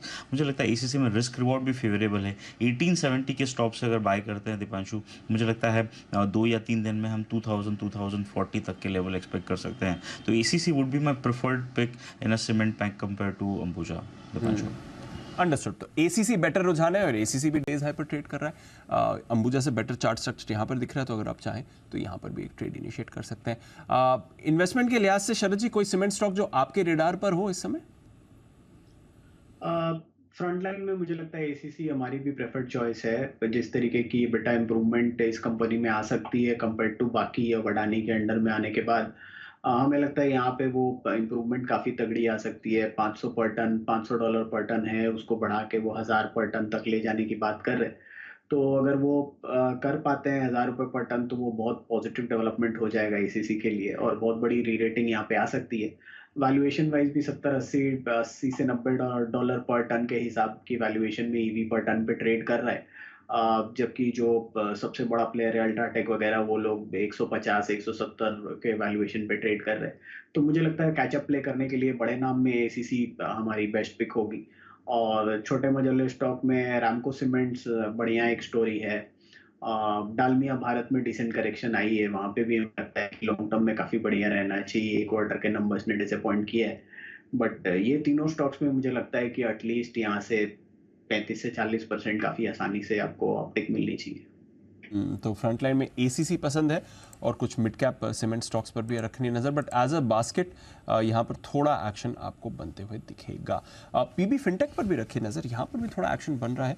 2.5% ऊपर पीबी फिनटेक का भी चार्ट इस समय दिख रहा है। थोड़ी थोड़ी मूव इस पर भी आई है, पिछले 5-10 मिनट में थोड़ा ज़्यादा एक्शन इस पर बनते हुए दिखा है। बंसल जी, एक बार पीबी फिनटेक देखिए, 728 के लेवल पर इस समय थोड़ा एक्टिविटी दिखा रहा है ये चार्ट।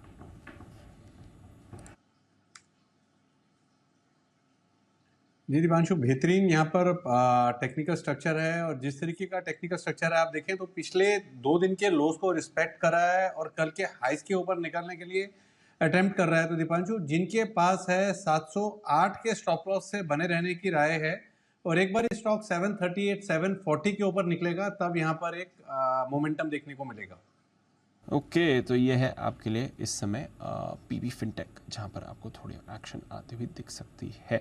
कुछ और एक्शन आपको स्टॉक्स में आते हुए दिख रहा है इस समय, उसकी भी बात करेंगे। उससे पहले जो बड़ी खबर आज सुबह आई थी, 29 सितंबर से हम देख रहे हैं कि एनएससी कई इंडेक्सेस में अपने बदलाव करने जा रहा है। कौन से इंडेक्स में क्या बदलाव होने वाला है, सिर्फ निफ्टी नेक्स्ट 50 नहीं, और भी काफ़ी सारे इंडेक्स हैं जहां पर इम्पैक्ट पड़ेगा। आइए एक बार ये समझते हैं कुशल के साथ। कुशल बताइए कौन से स्टॉक्स इन्वॉल्व रहेंगे।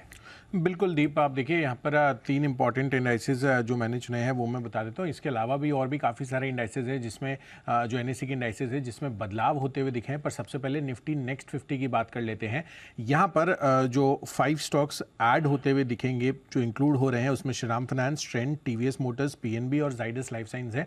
अब इनके एक्सपेक्टेड इनफ्लोज भी हैं, कुछ रिसर्च ये बता रही हैं श्रीराम फाइनेंस 460 करोड़ रुपए का इनफ्लोज यहाँ पर आ सकता है। और ये मैं बता दूं कि इफेक्टिव डेट जो है इसकी 29 सितंबर से होती हुई दिखेगी। साथ ही ट्रेंड 360 करोड़ का इनफ्लोज यहाँ पर एक्सपेक्टेड है और ऑलमोस्ट सिमिलर लेवल 300 करोड़ के आसपास टीवीएस मोटर्स में भी आते हुए दिखेंगे। पीएनबी और जाइडस लाइफ साइंस की बात करें तो 150 से 175 करोड़ यहाँ पर आते हुए दिखेंगे। जबकि पेज इंडस्ट्रीज ये बाहर होता हुआ दिखेगा निफ्टी नेक्स्ट 50 से। 220 करोड़ का एक्सपेक्टेड आउटफ्लोज है।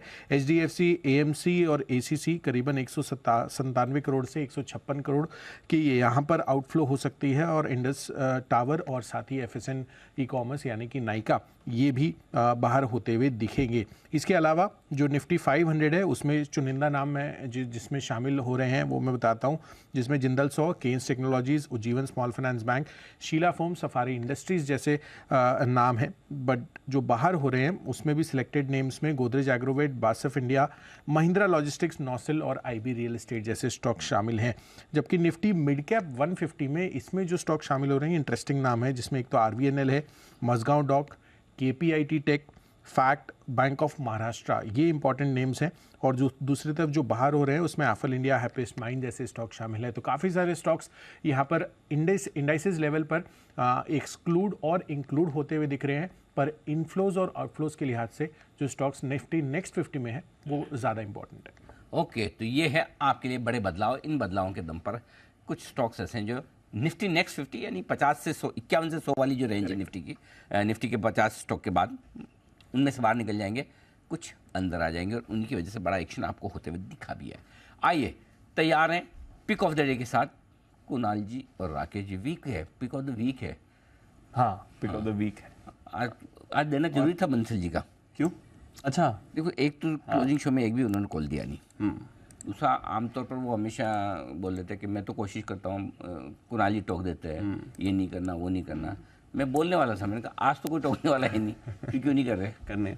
और कल तो एक भी नहीं थी। हाँ, कल तो नहीं, दोनों में तो फिर चलता है। अच्छा, तो एक दूसरे का नाम है तो इन्होंने नहीं करने दिया उन्होंने। आज किस पे गोली आप किसी पे नहीं चली। हाँ, आज तुम। हाँ, तो इसलिए बंसल जी ने डिसाइड किया कि पिक ऑफ द वीक ही दे दी जाए। बिगुल बंसल जी के लिए।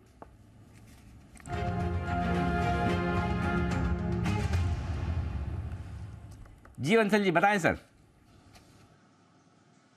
Anil ji, for your information मैं चार्ट कॉर्नर भी अनिल जी दे चुका हूँ। जस्ट आप थोड़ी देर जैसे आप आए थे few seconds before Anil ji, मेरा chart corner didn't get registered, sorry, sorry, didn't get registered नहीं, sorry, काउंट नहीं करता, couldn't account।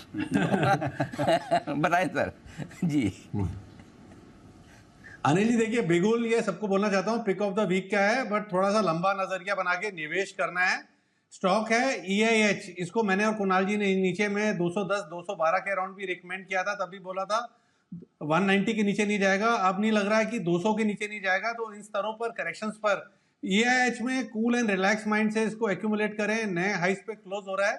फरवरी 2008 की नेकलाइन को तोड़ रहा है और 2018 की भी नेकलाइन को तोड़ रहा है। तो uncharted territory, blue sky zone, खुले नीले आकाश में आ रहा है।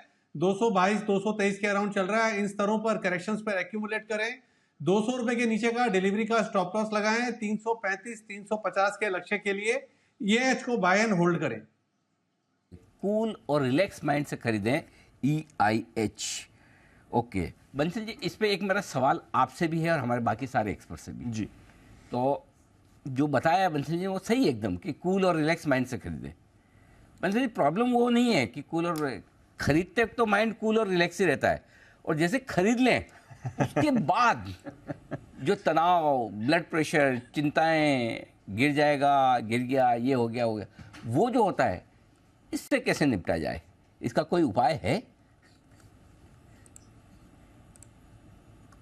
नहीं अनिल जी, मुझे क्या लग रहा है कि आज कुणाल जी नहीं है, मैं ओवर टू कुणाल जी नहीं कर सकता हूँ। नहीं तो आप इतने सारे लोग हैं, पूछ रहे हैं अनिल जी। किसी को भी कर दो, शरद जी हैं, हिमांशु जी हैं, कुणाल शाह साहब, विश्वेश जी, वागले साहब, और कोई नहीं तो सुमित जी तो आपकी मदद कर ही देंगे। नहीं अनिल जी, मैं देखिए ओवर टू जैन साहब होते तो अनिल जी करता, क्योंकि वो कुछ मतलब कि कचोरियां होती हैं, बिल भी पे करते हैं। अनिल जी इनमें से किसी ने कोई बिल पे नहीं करा। हाँ, वागले जी ने अनिल जी इनवाइट जरूर करा हुआ है जी, बट वागले जी थोड़े सीरियस नोट पे रहते हैं, इसलिए ओवर टू वागले जी नहीं कर रहा हूँ। But Wagle ji fully qualify करते हैं, तो अनिल जी सोच रहा हूँ ओवर टू वागले जी करूंगा तो संभाल पाएंगे कि नहीं संभाल पाएंगे, मुझे मालूम नहीं है। तो अनिल जी मैं ना मतलब कि वो नहीं वागले कूल एंड रिलैक्स माइंड से मतलब कि चुप ना कर दो, क्योंकि बताता हूँ सबसे काम कंपोज शांत वागले जी हैं, तो वागले जी फॉर्मूला बताएंगे इसका। वागले साहब, ये जो खरीदते वक्त रिलैक्स रहने वाला मामला तो ठीक है, खरीदने के बाद जो प्रेशर, तनाव, चिंताएं ये जो बढ़ जाती है, इसमें कैसे कूल और रिलैक्स रहा जाए, ये जानना चाहते हैं बंसल जी। अनिल जी, इसका जवाब तो मेरे पास है नहीं, लेकिन आपको फेस करना पड़ता है, क्योंकि जब प्रॉफिट होता है तब आप बहुत उछलते हो, तो जब लॉस होता है तो थोड़ा सा you have to take it in your stride. मेरा इतना ही कहना है। कम उछले, नुकसान हो तब भी थोड़ा निराश कम हो, शांत भावना से। ऐसे भी वीकेंड आ रहा है, छुट्टी पर, पार्ट ऑफ लाइफ। ऐसे जैसा भी ग्रीन में आया था तो उछलने की कोशिश हुई थी, वापस नीचे आ गया, ऐसे ही है मार्केट बिल्कुल। तो थोड़ी देर में ऊपर नीचे चलता रहेगा जी। बिल्कुल सर, ऊपर नीचे चल रहा है, बट कुछ स्टॉक्स में अच्छा एक्शन आ रहा है। हेमिस्फीयर की हमने बात करी सर, BEML लैंड एसेट्स देखिए, अगेन सिमिलर प्रिंसिपल पर लैंड बैंक जो है वो डीमर्ज होकर सेपरेट लिस्टेड एंटिटी है, 10% की मूव इस पर आ रही है। BF यूटिलिटीज पिछले 2 दिनों से हम देख रहे हैं, यहाँ पर आपको बड़ा एक्शन बना हुआ है। कल जैकॉप और रिलायंस इंडस्ट्रियल इंफ्रा भी हम एक्शन में आते हुए देख रहे थे। तो ये सारी कंपनीज जिनके पास लैंड बैंक्स हैं, ये सारे काउंटर्स आपको अच्छी मूव में दिख रहे हैं। BEML लैंड एसेट्स हो गया, BF यूटिलिटीज हो गया, हेमिस्फीयर प्रॉपर्टीज हो गया, जैकॉप हो गया, रिलायंस इंडस्ट्रियल इंफ्रा हो गया, इन सभी में आप एक्शन देख रहे हैं। देखिए आज BF यूटिलिटीज कल 20% दौड़ने के बाद आज भी आपको 3-3.5% ऊपर दिख रहा है। तो कुछ ना कुछ इस स्पेस पर आपको अच्छा एक्शन बनते हुए दिखेगा ही। इसके अलावा एक और स्पेस जहां पर रखनी है नजर, चुनिंदा मिड कैप फार्मा काउंटर्स पर रखी नजर। एरिस लाइफ साइंसेज आज काफी एक्टिव है, यूजुअली ज्यादा डिस्कस होता नहीं है ये काउंटर, बट कुणाल शाह साहब एक बार एरिस लाइफ साइंस जरा देखिएगा, कैश काउंटर है, करीब 830 के लेवल पर इस समय ट्रेड कर रहा है। कोई राय इस चार्ट पर सर? अगर एरिस लाइफ टाइम का लॉन्ग टर्म चार्ट अगर मैं देखूँ तो 700 एक लेवल था, रेजिस्टेंस था, जहाँ वहाँ से ब्रेकआउट आया है, फिर हमने कंटिन्यूस रैली देखी अपसाइड में 840 850 तक। आज के ट्रेडिंग सेशन में स्टॉक ने अपने 20 डे मूविंग एवरेज का एग्जैक्ट सपोर्ट लिया है। एक बुलिश एंगल्फिंग की कैंडल बनाई है, जो हम टेक्निकल पैटर्न में एक बुलिश रिवर्सल बोलते हैं। सो करंट लेवल से डेफिनेटली लॉन्ग इनिशिएट्स करने ही चाहिए। 830 के आसपास स्टॉक चल रहा है। डाउन साइड पे आपका जो सपोर्ट बन गया स्टॉक का वो है 790 का। सो 790 के स्टॉप लॉस से बाय करिए। टारगेट आपके अपसाइड पे होने चाहिए। फर्स्ट होगा आपका 872 का और सेकंड टारगेट रहेगा 888 का। 872 और 888 888 इस पर रखनी है आपको नजर। एरिस लाइफ साइंसेज इस पर भी मूव आती दिख रही है। और फार्मा की बात निकली तो लुपिन आपको एक्शन में आ रहा है। आज थोड़ी नरमी दिखा रहा है काउंटर, बट कुछ प्रोडक्ट एक्विजिशंस इन्होंने किए हैं। ऑन्डेरो और ऑन्डेरो MET का अधिग्रहण पूरा कर लिया है। ये आपके लिए राय आ रही है, ये आपके लिए खबर आ रही है इस समय लुपिन पर, इस पर रखनी है आपको नज़र। देखते हैं यह क्या है। ऑन्डेरो मेटफॉर्मिन आई थिंक लिख रही है, डायबिटीज़ ट्रीटमेंट की दवाई होती है। इस प्रोडक्ट का कंपनी ने एक्विजिशन किया है। देखते हैं कहाँ से एक्विजिशन किया है, ये इंपॉर्टेंट रहेगा। और ऑफकोर्स ड्रग अपॉर्चुनिटी क्या है, but metformin products usually market size काफ़ी बड़ी भी रहती है। डायबिटीज़ ट्रीटमेंट में इसका इस्तेमाल किया जाता है। तो ऑन्डेरो और ऑन्टेरो मेट का एक्विजिशन की खबर आपको आती हुई दिख रही है। जर्मनी की एक कंपनी है जहां से इन्होंने ये अधिग्रहण किया है। तो लुपिन पर रखिए नज़र। स्टॉक भी आज थोड़ी नरमी में है वैसे, बट शरद अवस्थी साहब, लुपिन पर कोई राय? पिछले कुछ दिनों से वैसे अच्छे एक्शन में रहा है। कल ही 3 बड़े प्रोडक्ट अप्रूवल्स आए थे, उनमें से एक प्रोडक्ट की तो एनुअल सेल्स करीब 10,000 करोड़ की भी निकल कर आती हैं। कोई राय सर? और अभी 2 ड्रग्स डायबिटीज़ रिलेटेड इन्होंने जर्मनी की एक कंपनी से एक्वायर भी किए हैं। देखिए, काफी पॉजिटिव डेवलपमेंट लगातार आए हैं। लगभग 3-4 साल की अंडर परफॉर्मेंस के बाद ये रिवर्सल आया है। और मुझे लगता है जिस तरीके की अब इनके पास बुके है और US मार्केट्स में भी एक रिकवरी आ रही है, और जो प्राइस इरोजन था वो भी अरेस्ट हो गया यूएस मार्केट में। तो अब यहाँ से ऑनवर्ड्स आप ये उम्मीद कर सकते हैं कि कंपनी 20-25% सालाना ग्रो करेगी। इस साल तो काफ़ी बेटर ग्रोथ रहेगी, अगले साल ऑनवर्ड्स आप 20-25% सालाना ग्रोथ होगी। और कल वाली जो एक बड़ी प्रोडक्ट है उसमें जो सक्सेस इनको मिला है उसकी वजह से पॉसिबल है कि आप टॉप लाइन वगैरह में 5% का एक वन टाइम गेन वहाँ से भी देखें। तो वो गेन अगर जैसे जैसे एसिमिलेट करते हैं अगले 3-4 सालों के लिए नंबर्स में, तो पॉसिबल है कि बॉटम लाइन में जो अभी हम 21% की ग्रोथ की बात कर रहे हैं वो बढ़ के 22-23% जैसी हो जाए। तो आसानी से मुझे लगता है ये एक ऐसा स्टॉक है जैसे जैसे नंबर्स इंप्रूव होते हैं और स्टडी रहते हैं 25 से 30 का मल्टीपल मिल जाएगा। तो FY25 में लगभग 55 से 60 रुपए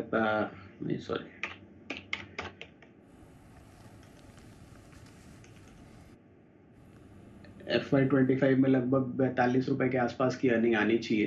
तो 45 पे अगर आप 30 का मल्टीपल भी पकड़ लो तो मुझे लगता है 1100-1200 रुपए तक के लक्ष्य, 1200 से 1300 रुपए तक के लक्ष्य पॉसिबल है स्टॉक में। ओके, तो यह है आपके लिए लुपिन। यहाँ पर आपको रखनी है नज़र। करीब 2.6 करोड़ यूरो में ये एक्विजिशन किया गया है। ये आपके लिए खबर आ रही, तो करीब 260 करोड़ रुपए का ये एक्विजिशन किया गया है। ड्रग जो इन्होंने खरीदा है डायबिटीज़ के ट्रीटमेंट में इस्तेमाल इसका किया जाता है। ओके, आइए सुमित जी के लिए एक बिगुल, सुमित का सुपरहिट।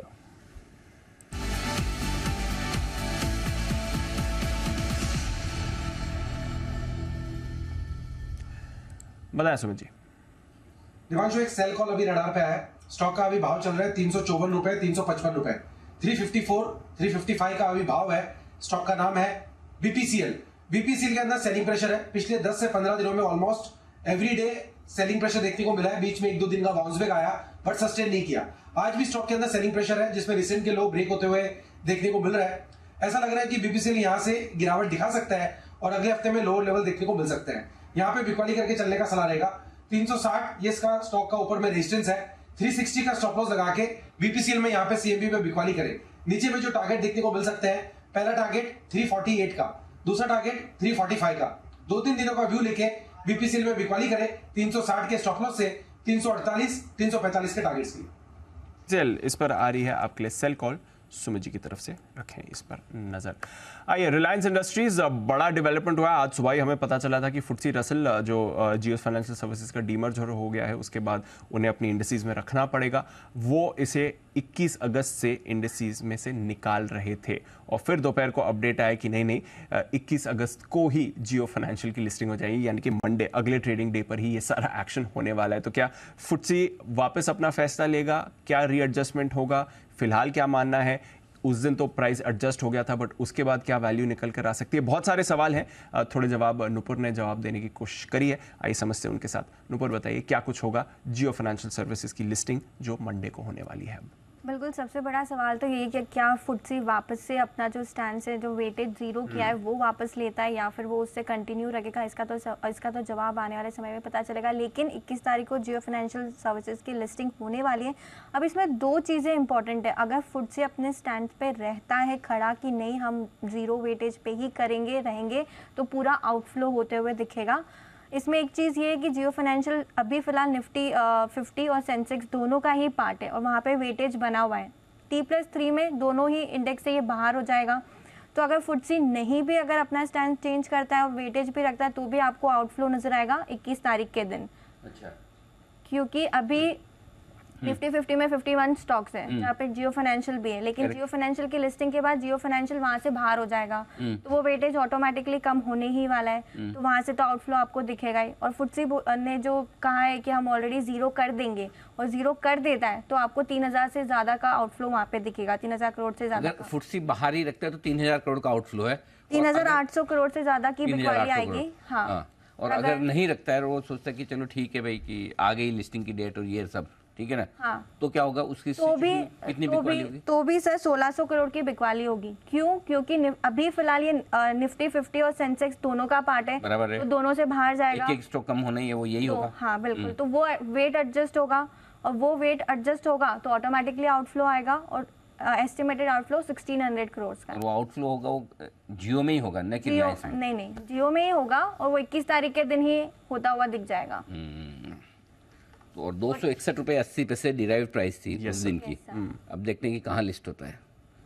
अब हाँ, लिस्टिंग के बाद क्या उसमें वो T+3 में बाहर होगा, तो तीसरे थर्सडे को निफ्टी 24 तारीख को ये निफ्टी 50 और सेंसेक्स से बाहर हो जाएगा। 24 को ओके, ठीक है।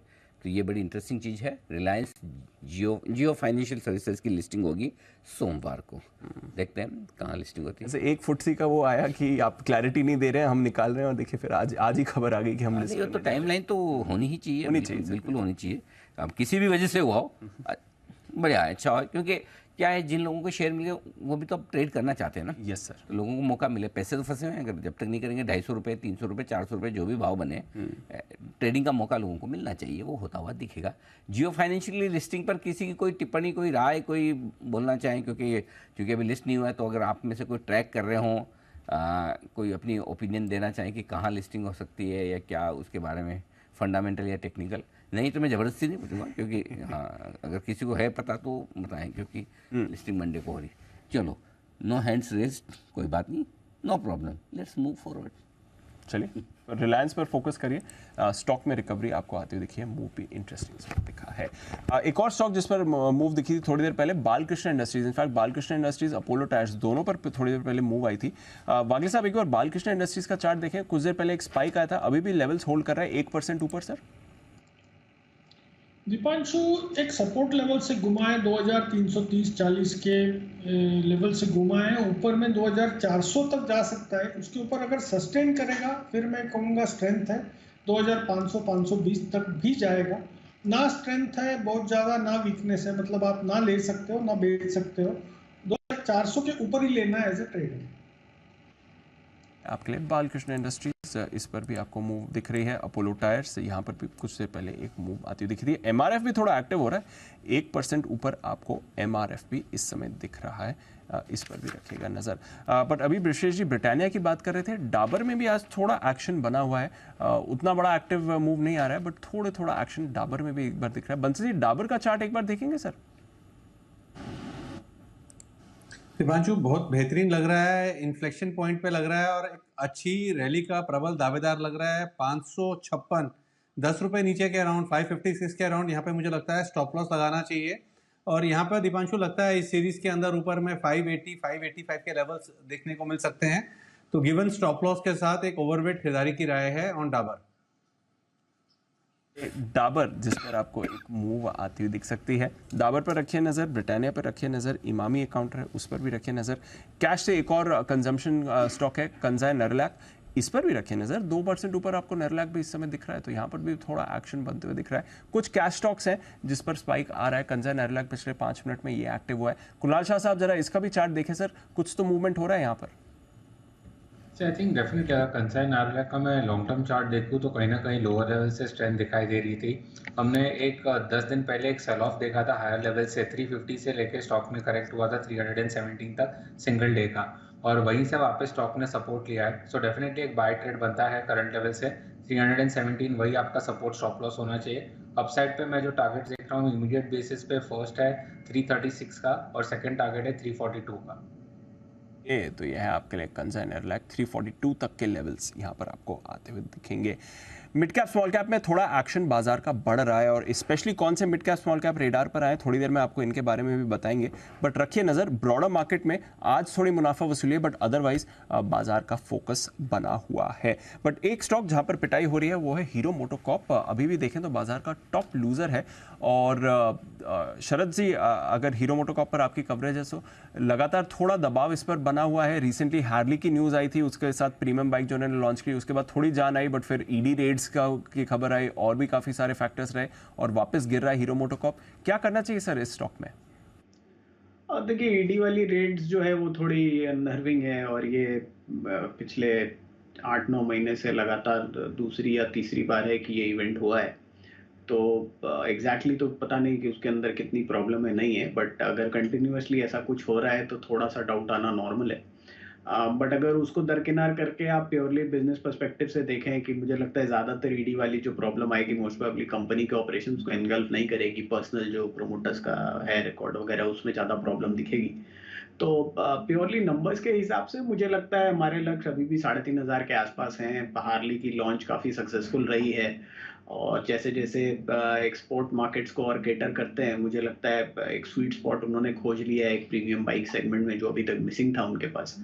और नई लॉन्चेस वगैरह भी काफ़ी अग्रेसिव रहनी चाहिए आने वाले समय में। इसके अलावा वीदा की प्राइसिंग पे भी उन्होंने काम किया। इनिशियली जिस प्राइस पे लॉन्च किया था उसके बाद उसको रिकैलिब्रेट करके मार्केट में कॉम्पिटिटिव बनाया है। तो प्रोडक्ट वाइज मुझे कोई प्रॉब्लम नज़र नहीं आ रही। बिजनेस वाइज भी ठीक ठाक रहना चाहिए, कोई ऐसा प्रेशर हम देख नहीं रहे। और जैसे जैसे इलेक्ट्रिक वाली जो सेल्स है वो रैंप अप होती है, मुझे लगता है काफ़ी बड़ा फ़ायदा होना चाहिए क्योंकि टू व्हीलर में काफ़ी बड़ा फ़ायदा हुआ है। तो 3,500 के हमारे लक्ष्य हैं। बट ये एक इवेंट ऐसा है जिस पे कोई कंक्लूसिव व्यू लेना थोड़ा सा मुश्किल है कि ईडी रेट्स कितनी दूर तक जाएंगी। बट मेरा कॉल ये है कि लार्जली हो सकता है वो पर्सनल फाइल्स तक लिमिटेड हो और अदर कोई कॉर्पोरेट पे बहुत ज़्यादा असर नहीं पड़े। बट हाँ, सेंटिमेंटली थोड़ा डैमेजिंग है। तो जैसे जैसे डिप्स आती हैं वैसे वैसे आइडियली यूज़ करिए एक्यूमुलेट करने के लिए लॉन्ग टर्म व्यू के साथ। व्यू के लिए एक्यूमुलेट करने की ही कोशिश करिए। ये है आपके लिए हीरो मोटोकॉर्प, जहां पर आपको रखनी है नजर। स्टॉक एक्शन में दिख रहा है। आइए 3:20 हो चुके हैं और लेते हैं अनिल जी से आज की फाइनल मार्केट स्ट्रैटेजी भी।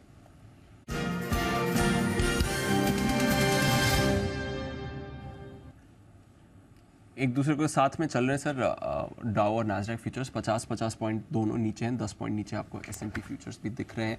तो नरमी है अमेरिका के बाजारों में। आज कोई ऐसा बड़ा ट्रिगर या कुछ बड़ा इवेंट होने नहीं वाला है। कुछ उनके कोई किसी फेड स्पीकर ने कुछ बोल दिया तो पता नहीं, बट शेड्यूल्ड इवेंट में तो कुछ ऐसा बड़ा नहीं है आज के लिए। यूरोप के बाजार में भी नरमी है सर। कच्चा तेल थोड़ा रेंज में ट्रेड कर रहा है, डॉलर भी आज थोड़ा रेंज में है। तो कुछ ऐसा खास है नहीं बाजार में। रेंज में इस समय कारोबार हो रहा है, बट नेगेटिव सेंटिमेंट है।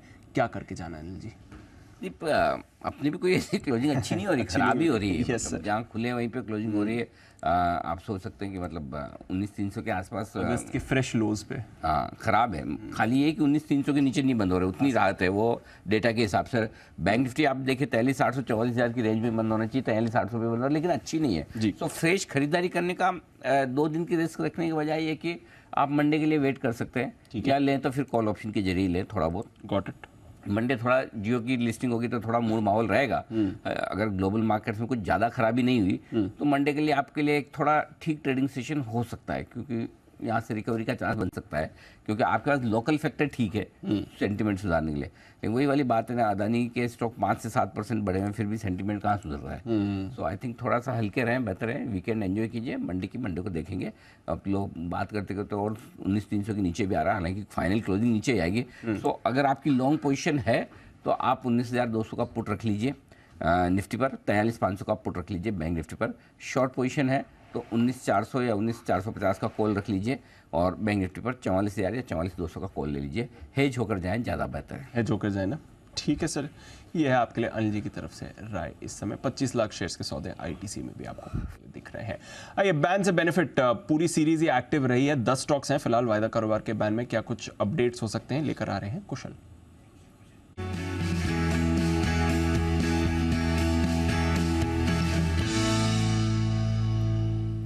कुशल बताइए, आज भी क्या कुछ बदलाव होने वाले हैं? बिल्कुल दीप, आप देखिए 10 के 12 भी हो सकते हैं या फिर 10 के 10 भी रह सकते हैं। रीज़न बीइंग, सबसे पहले तो यहाँ पर Hindustan copper, India cement, PNB, GNFC, SAIL, Delta corp, Zee entertainment और चंबल फर्टिलाइज़र, इनकी तो उम्मीद नहीं है कि ये बाहर निकलते हुए नजर आएंगे, पर 2 एंट्रेंस एक्सपेक्टेड है, जिसमें मन्नापुरम फाइनेंस है और BHEL है। Market wide position limit Manappuram finance की 110% हो गई है, साथ ही BHEL करीबन 92% पर है। अब देखना है कि यहाँ पर ये 92 का 95 होता है या नहीं। बट पॉसिबल एग्जिट्स में ग्रैन्यूल्स और IB हाउसिंग, ये 2 काउंटर लग रहे हैं, जिसमें 83% के आसपास इनकी मार्केट वाइड पोजीशन लिमिट हो गई है। तो 10 स्टॉक्स होने की एक्सपेक्टेशन है फिर से। ओके, तो ये है आपके लिए 10 स्टॉक्स, ग्रैन्यूल्स और IB हाउसिंग। यहाँ पर आप थोड़ा बाहर आने की संभावना है यहाँ पर। अदरवाइज और फ्रेश एंट्री किसकी? मन्नापुरम फाइनेंस और BHEL। अच्छा, एक ही दिन बाहर आने के बाद मन्नापुरम फिर से एंट्री कर सकता है। ओके। ओके, इस पर रखिए नज़र। और BHEL एक और फेवरेट है बैन लिस्ट का, फिलहाल नहीं है बैन में बट आने की कोशिश कर सकता है। शुक्रिया कुशल ये अपडेट हमारे साथ शेयर करने के लिए। कैश का ऑप्शन जय ठक्कर हमारे साथ जुड़ चुके हैं।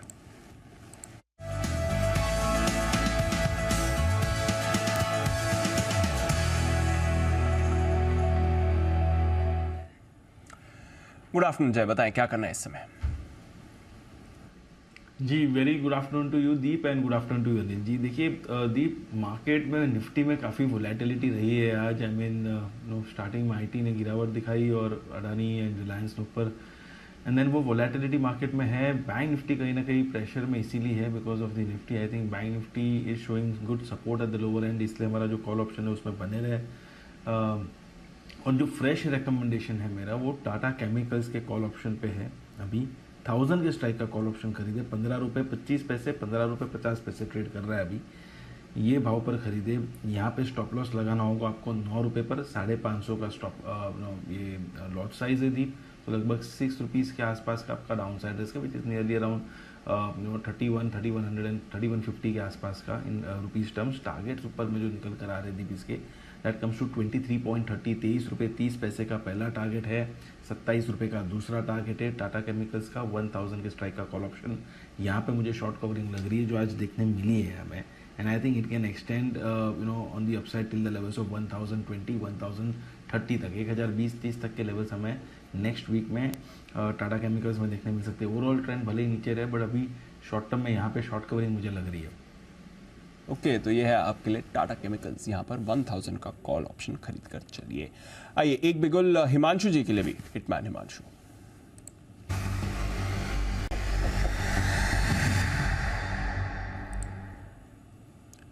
बताएं हिमांशु जी। दीप, L&T के फ्यूचर्स में बिकवाली करनी है। मेरा ऐसा मानना है कि यहाँ पर एक ड्यूरिंग दिस वीक एक ब्रेकआउट अटेम्प्ट हुआ था जो कि फेल होता हुआ नजर आ रहा है, और मुझे लगता है कि यहाँ पर थोड़ा सा लॉन्ग ट्रैप होते हुए नजर आए हैं, जो कि जिस वजह से लगता है कि ये इसमें सेलिंग प्रेशर बन सकता है और स्टॉक 2600 तक नेक्स्ट वीक में जाता हुआ नजर आ सकता है। तो 2640, 2642 के आसपास का करंट भाव है, यहाँ पर शॉर्ट इनिशिएट करने की सलाह रहेगी। 2658, 2660 इसके ऊपर का स्टॉप लॉस रखेंगे, और लोअर एंड पर मुझे लगता है 2600 तक के टारगेट्स L&T में आते हुए नजर आ सकते हैं। 2600-2600 तक फिसलने की तैयारी आपको L&T करते हुए दिख सकता है। इनफैक्ट लास्ट 10-15 मिनट में ये थोड़ा प्रेशर आया सेलिंग का, जहां तक L&T का सवाल है। आइए हम बात कर रहे थे mid cap small cap action की बाजार में। किन मिड कैप स्मॉल कैप शेयरों पर बढ़ा म्यूचुअल फंड्स का भरोसा, ये जानने के लिए हमने अरमान से बात करी। अरमान बताइए कहां पर आ रहा है एक्शन? वैसे तो हम देख रहे हैं लगातार मिड कैप स्मॉल कैप की आउट परफॉर्मेंस भी है, म्यूचुअल फंड्स को कौन से स्टॉक्स पसंद आए? बिल्कुल, अगर आप पिछले 6 महीने की स्पेसिफिकली अगर आप बात करें तो कई सारे स्टॉक्स ऐसे हैं जहां पे म्यूचुअल फंड्स का जो निवेश है लगभग 3 गुना से भी ज़्यादा जो है बढ़ता हुआ दिखा है। म्यूचुअल फंड्स ने अपनी कई सारी स्कीम्स में लगभग 12 मिड कैप और स्मॉल कैप स्टॉक्स जो है उनको जोड़ते हुए दिखे हैं, जिसमें अगर आप बात करें मैंगलोर रिफाइनरी पेट्रोकेमिकल्स, जहां पर टोटल नंबर ऑफ स्कीम्स, जहां पर दिसंबर 2022 की बात करें जब शेयर होल्डिंग थी तो total number of mutual funds schemes जो थी वो 1 थी। अभी के अगर आप शेयर होल्डिंग पैटर्न देखेंगे जुलाई 2023 में तो लगभग 12 स्कीम्स का जो है नाम आता हुआ दिखा है। कर्नाटका बैंक की बात करें तो वहां पर 5 से बढ़कर 13 हो गई, स्टार हेल्थ 20 से बढ़कर 50, उज्जीवन फाइनेंशियल सर्विसेज 2 से बढ़कर 19, Indus tower, HDFC asset management, PNB housing, Piramal enterprises, सभी में अगर आप देखेंगे तो टोटल नंबर ऑफ स्कीम्स जो है वो अच्छी खासी पिछले 6 महीनों में इन स्टॉक्स में बढ़ती हुई दिखी है। अब स्कीम्स तो बढ़ी है, पर अगर आप शेयर होल्डिंग की स्पेसिफिकली बात करें तो शेयर होल्डिंग भी यहाँ पर बढ़ती हुई दिखी है। आप मैंगलोर रिफाइनरी पेट्रोकेमिकल की बात करें तो वहां पर अच्छी खासी आपको ग्रोथ दिख रही है, लगभग 0.06% से बढ़कर 0.5% पर आ गई।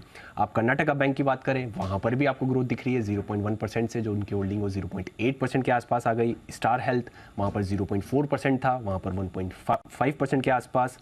उज्जीवन फाइनेंशियल सर्विसेज यहाँ पर अच्छी खासी ग्रोथ होती हुई दिखी, लगभग नील के आसपास था उनका, और अब 2.8% के आसपास आती हुई दिखी है। HDFC एसेट मैनेजमेंट में भी बढ़िया ग्रोथ दिख रही है आपको। पीरामल इंटरप्राइजेस की बात करें वहां पर भी ग्रोथ दिख रही है। तो ऐसे कई सारे ये स्टॉक्स है जहां पे म्यूचुअल फंड्स की स्कीम्स तो बढ़ी है और उसी के साथ साथ जो फंड की होल्डिंग है वो भी बढ़ती हुई दिखी है। और अगर आप पिछले कुछ 6 महीनों का कुछ रिटर्न्स की अगर आप स्पेसिफिकली बात करें तो उज्जीवन फाइनेंशियल सर्विसेज ने लगभग 91% के आसपास का रिटर्न दिया है। वहीं मैंगलोर रिफाइनरी या कर्नाटका बैंक की बात करें तो 61% के आसपास का बढ़िया रिटर्न जो है देते हुए दिखे। और ये सभी स्टॉक्स के अगर आप देखें, कई सारे स्टॉक्स ऐसे हैं जो 10% से ज्यादा रिटर्न ये स्टॉक्स देते हुए दिखे।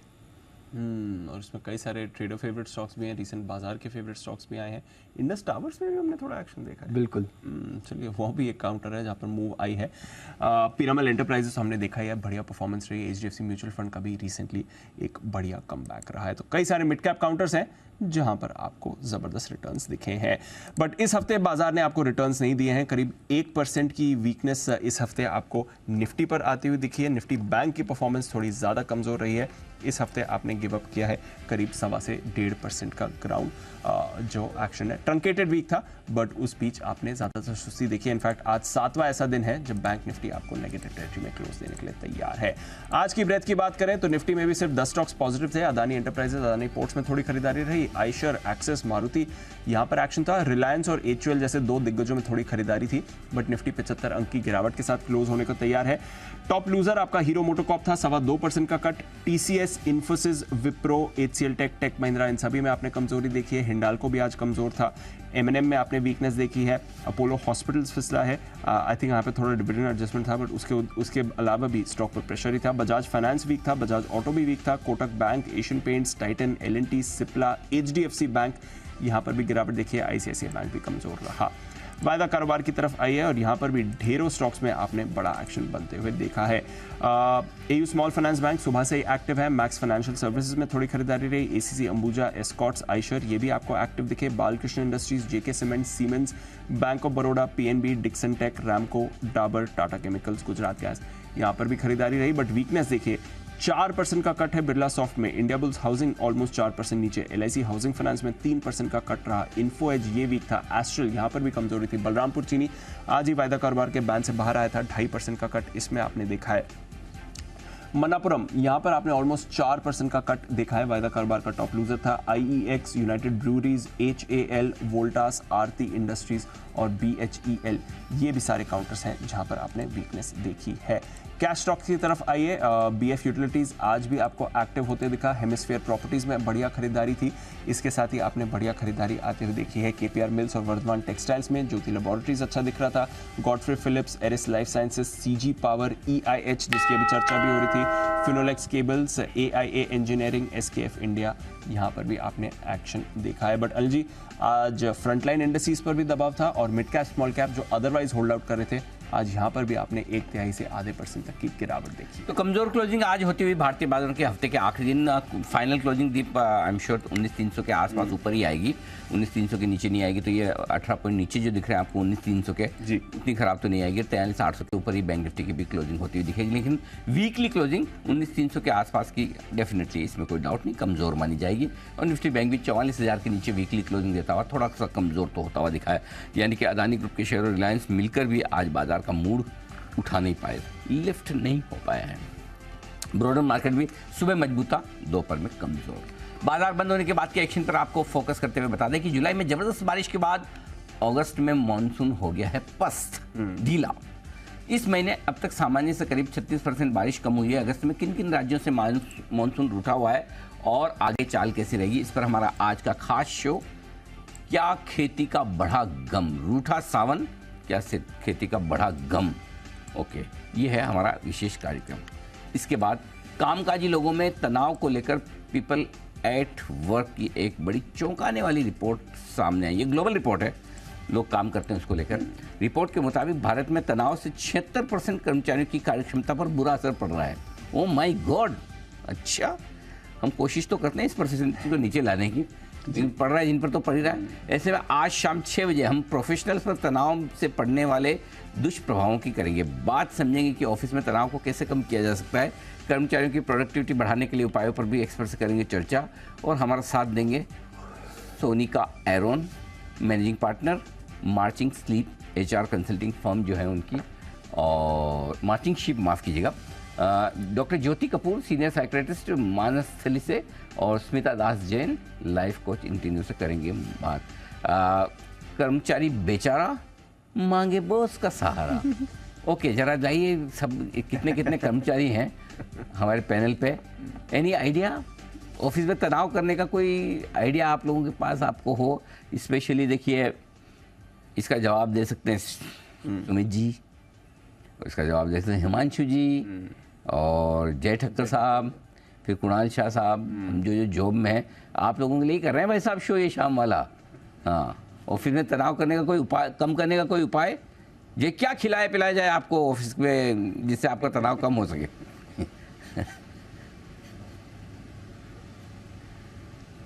अनिल जी, अगर ऑफिस में तनाव कम करना है अनिल जी, तो मेरे हिसाब से फन एक्टिविटीज रख सकते हैं। हाँ। जो रखते भी है काफी HR वाले अनिल जी। और वो फन एक्टिविटीज जब होता है अनिल जी, तो काफी अच्छा पार्टिसिपेशन होता है, मजाक होता है, सबके साथ एक बॉन्डिंग अच्छी हो जाती है। अच्छा। और वो फन एक्टिविटीज के साथ ही साथ अनिल जी, आपको पता है कि कभी भी कोई भी एक्टिविटीज रखते हैं, हाँ, तो एंड में क्या होता है? प्राइस डिस्ट्रीब्यूशन, नाश्ता पानी भी होता है ना। ओके, अच्छा, बॉटम लाइन तो मैं आज समझा कि ऐसी फन एक्टिविटी से तनाव का, मैं तो सोचता था कि HR का KRA होता है, उनको भी करना था, कुछ तो करेंगे, इस चक्कर में करते हैं। अब पता चला वाकई में लोगों को फर्क भी पड़ता है, मजा आता है। ओके, चलिए, तो फन एक्टिविटीज के साथ नाश्ता, केटरिंग अच्छी होनी चाहिए। ये जो ट्रेडिंग करना और ट्रेडिंग के बारे में एडवाइस करना, जय, itself is not a fun?